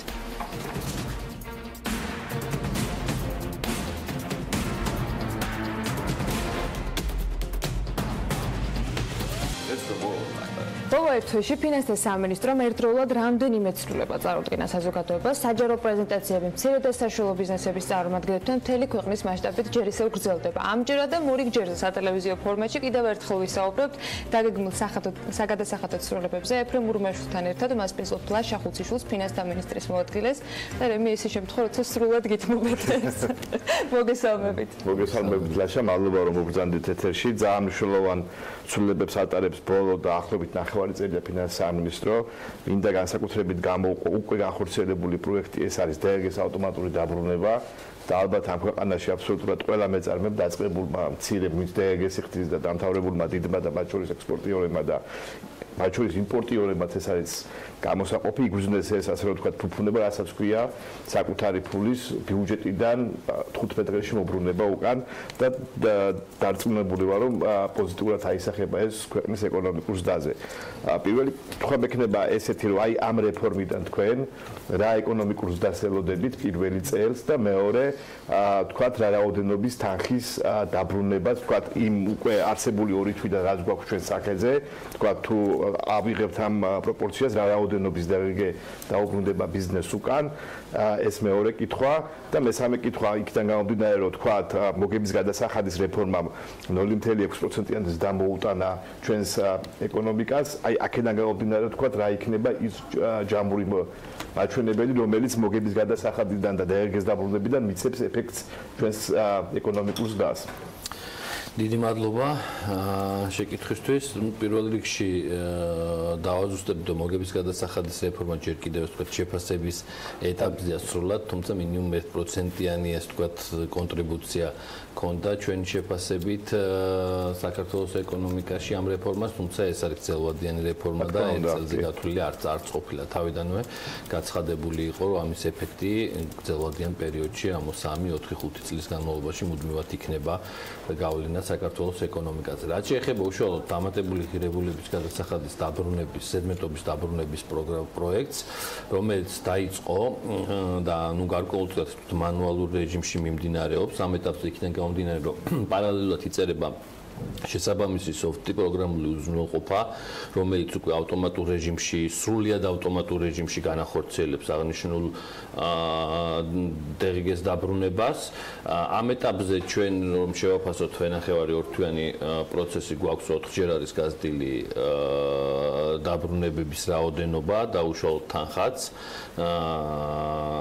ჩვენი მოლოდინია აი ამ ასე ვთქვათ ტემპიდან გამომდინარე, რომ წლის ბოლომდე 400-450 მილიონ ლარს დავაბრუნებთ, როცა მაგალითად სტანდარტულად ეს იყო 200 მილიონი ლარის 220 მილიონი ლარის ფარგლებს. შესაბამისად, ფაქტობრივად ეს გამოდის გაორმაგება, თუმცა ჩვენ გვაქვს უფრო კიდევ ძელვადიანი გეგმები ამასთან მიმართებაში და საბოლოოდ 3 წლის განმავლობაში ვფიქრობთ, რომ 650 მილიონამდე ავალთ მიმდინარე დაბრუნებას წლის განმავლობაში. რაც ბუნებრივია, ძალიან ეს ვთქვათ, ბევრ მეწარმეს, რომელსაც ბუნებრივად უგროვდება ესეთი ტიპის ზედმეტობები, რომელიც არის ძირითადად მაგალითისთვის ექსპორტთან დაკავშირებული, დიდი ოდენობით ძირითადად საშუალებების შექმნასთან დაკავშირებული, ესეთი ტიპის საწარმოებს ბუნებრივად აქვთ დღეგ ზედმეტობები, მათ შორის ესეთი ტიპის ორგანიზაციებს, რომელთა მიწოდებებიც არის განთავისუფლებული, ჩათვლისუფლებული დღეგისგან, მაგალითად სოფლის მეურნეობა და შესაბამისად ამ სექტორებზე განსაკუთრებით, ისე ვთქვათ, დიდი იქნება გავლენა აღნიშნული რეფორმის.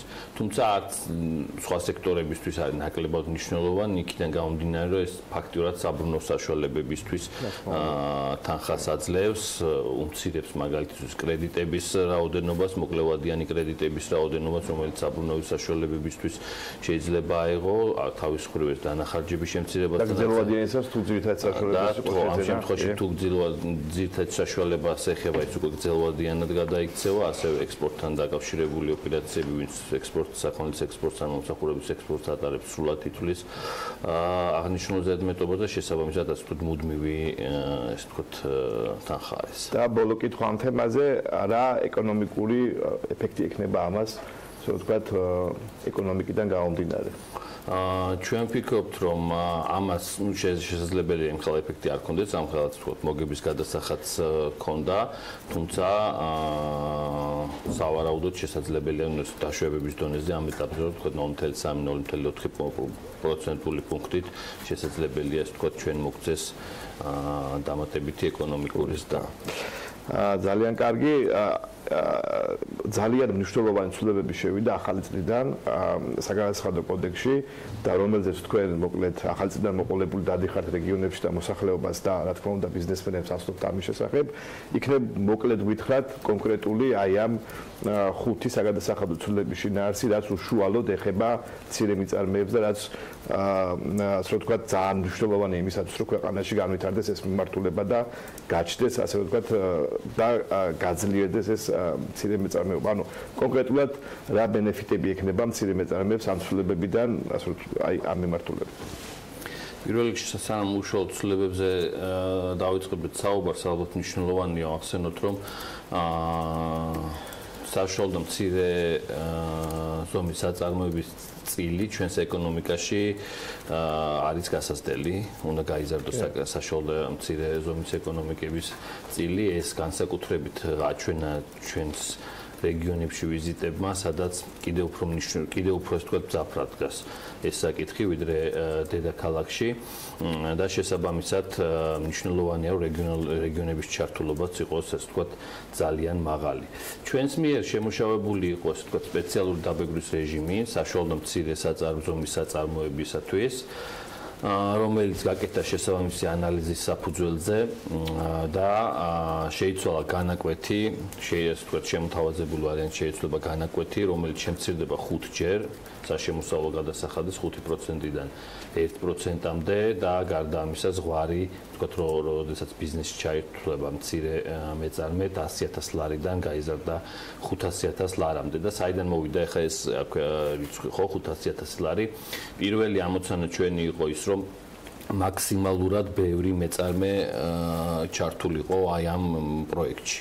მაქსიმალურად ბევრი მეწარმეს ჰქონდა შესაძლებლობა, რომ ესარგებლა აი ამ შეღავათიანი დაბეგვრის რეჟიმით და ეს ვთქვათ ჩვენი შემოთავაზება, რომ ეს ზღვარი იყოს 5.000, რაც ფაქტობრივად 99%-ზე მეტ მეწარმეებს და მეწარმე ფიზიკურებს მოიცავს.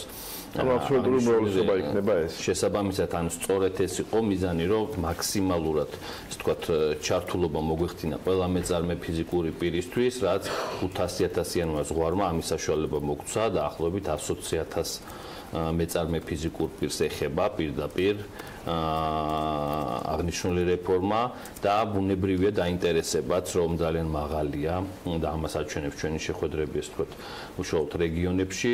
ესეთი ტიპის ბიზნესები ძირითადად უმრავლეს შემთხვევაში არის საოჯახო ტიპის ბიზნესები, სადაც ვთქვათ, ოჯახის წევრები არიან ჩართული ამ საქმიანობაში და ასოციაციას გადამხდეს თუ შესაბამისად გავამრავლებთ კიდე რამ ოჯახის 3 წევრზე, საკმაოდ დიდ მასშტაბზე გავდივართ, ხომ, მოსაც ჩვენი მოსახლეობის ძალიან დიდ რაოდენობას უშუალოდ პირდაპირ ეხება აღნიშნული რეფორმა.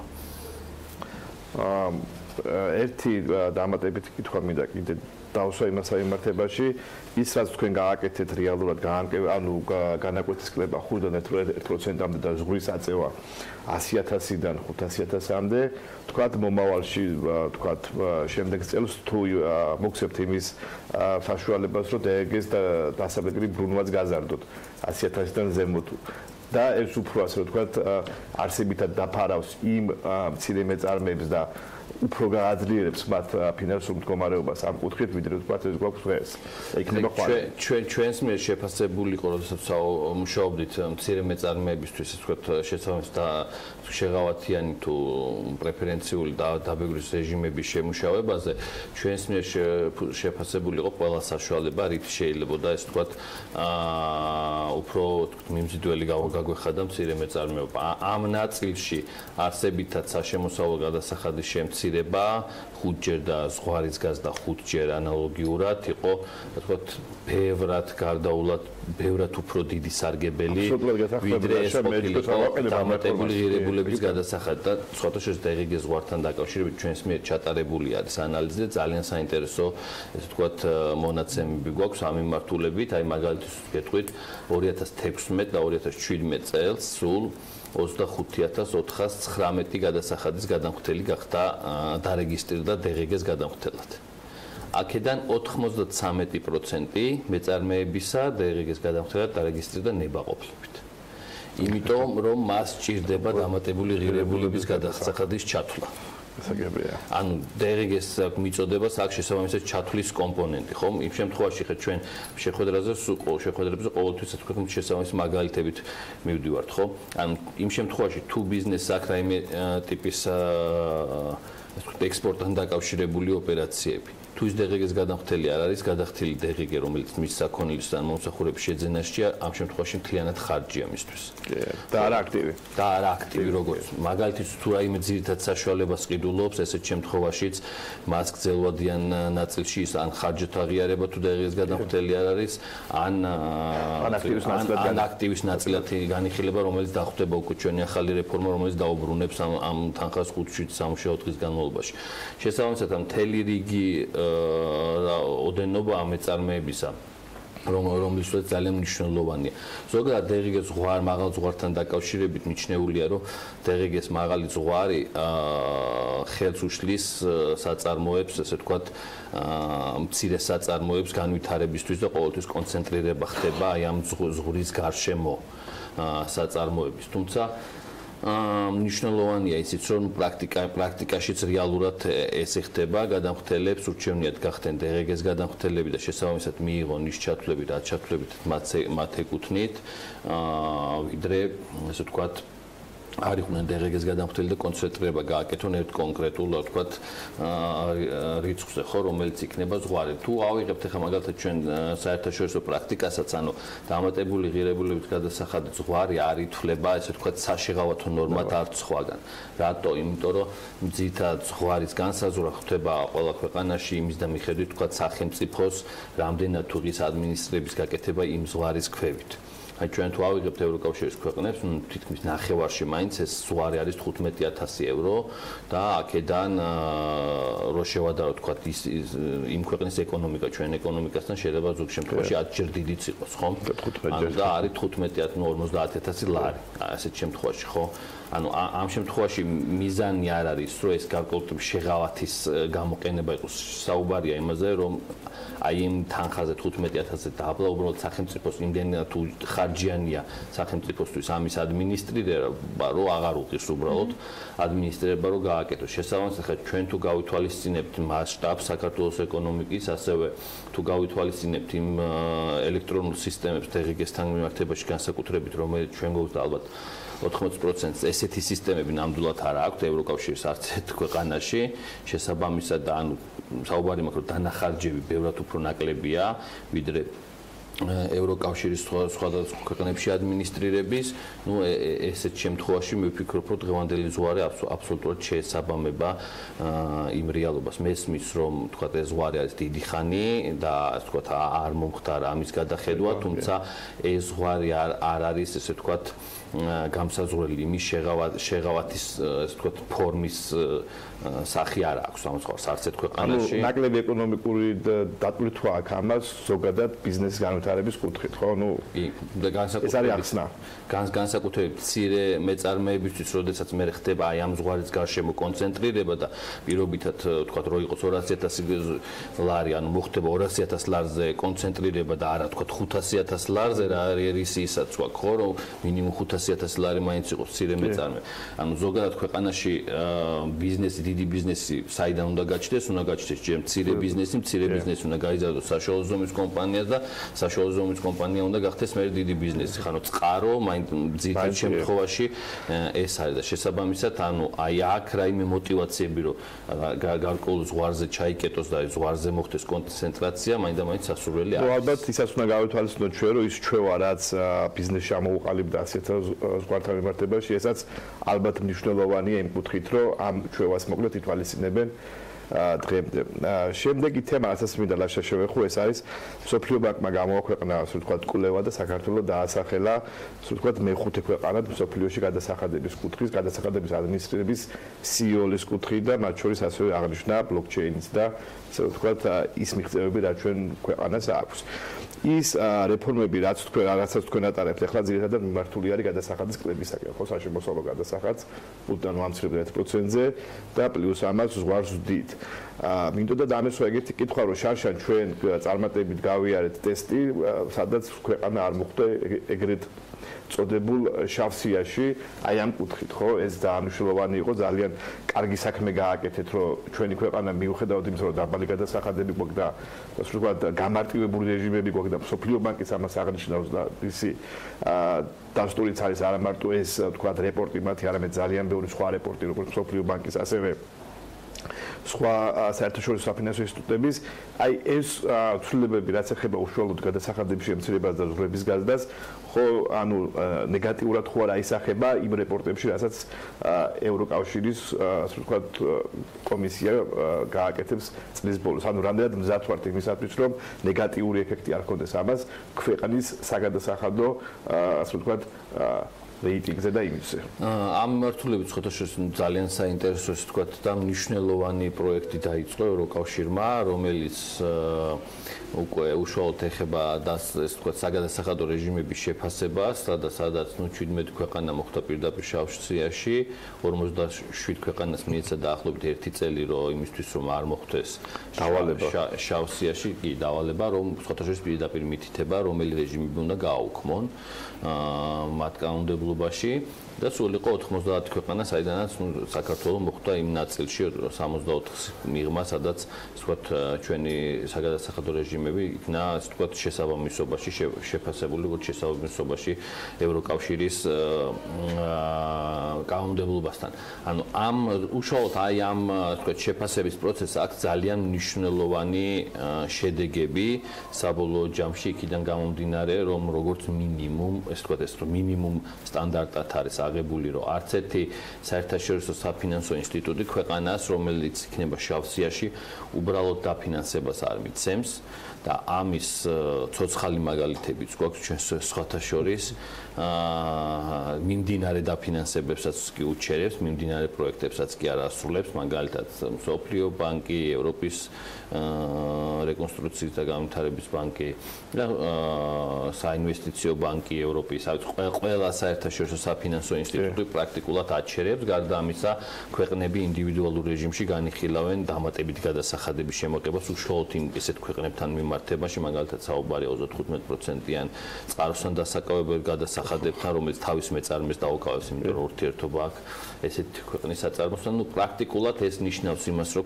ქვეყანა ხდება იზოლირებული საერთაშორისო, ესე ვთქვათ, ვაჭრობაში და ნუ ასე ვთქვათ, რაღაც გამოყოფა ხდება ქვეყნის ძალიან ესე ვთქვათ, ცუდი ფორმით. შესაბამისად, ეს არის ძალიან მნიშვნელოვანი ესე ვთქვათ, მიმართულება და ესე ვთქვათ, ჩვენ უკვე ესე ვთქვათ, გარკვეული ფილტრი გვაქვს დაყენებული, ყველა ცვლილება, რომელიც ფინანსთა სამინისტროდან გამოვა, ჩვენ ჩავთვალოთ, რომ აი ამ ფილტრს, ევროკავშირის ესე ვთქვათ, შეფასების ფილტრს გავლილი იქნება და შესაბამისად ისე წარედგინება საზოგადოებას. რა თქმა უნდა, ეს ნაწილი ცვლილებებისას შეფასებული იყო ჩვენს მიერ და შესაბამისად აქ არანაირი რისკები არ არსებობს ამ მიმართულებით.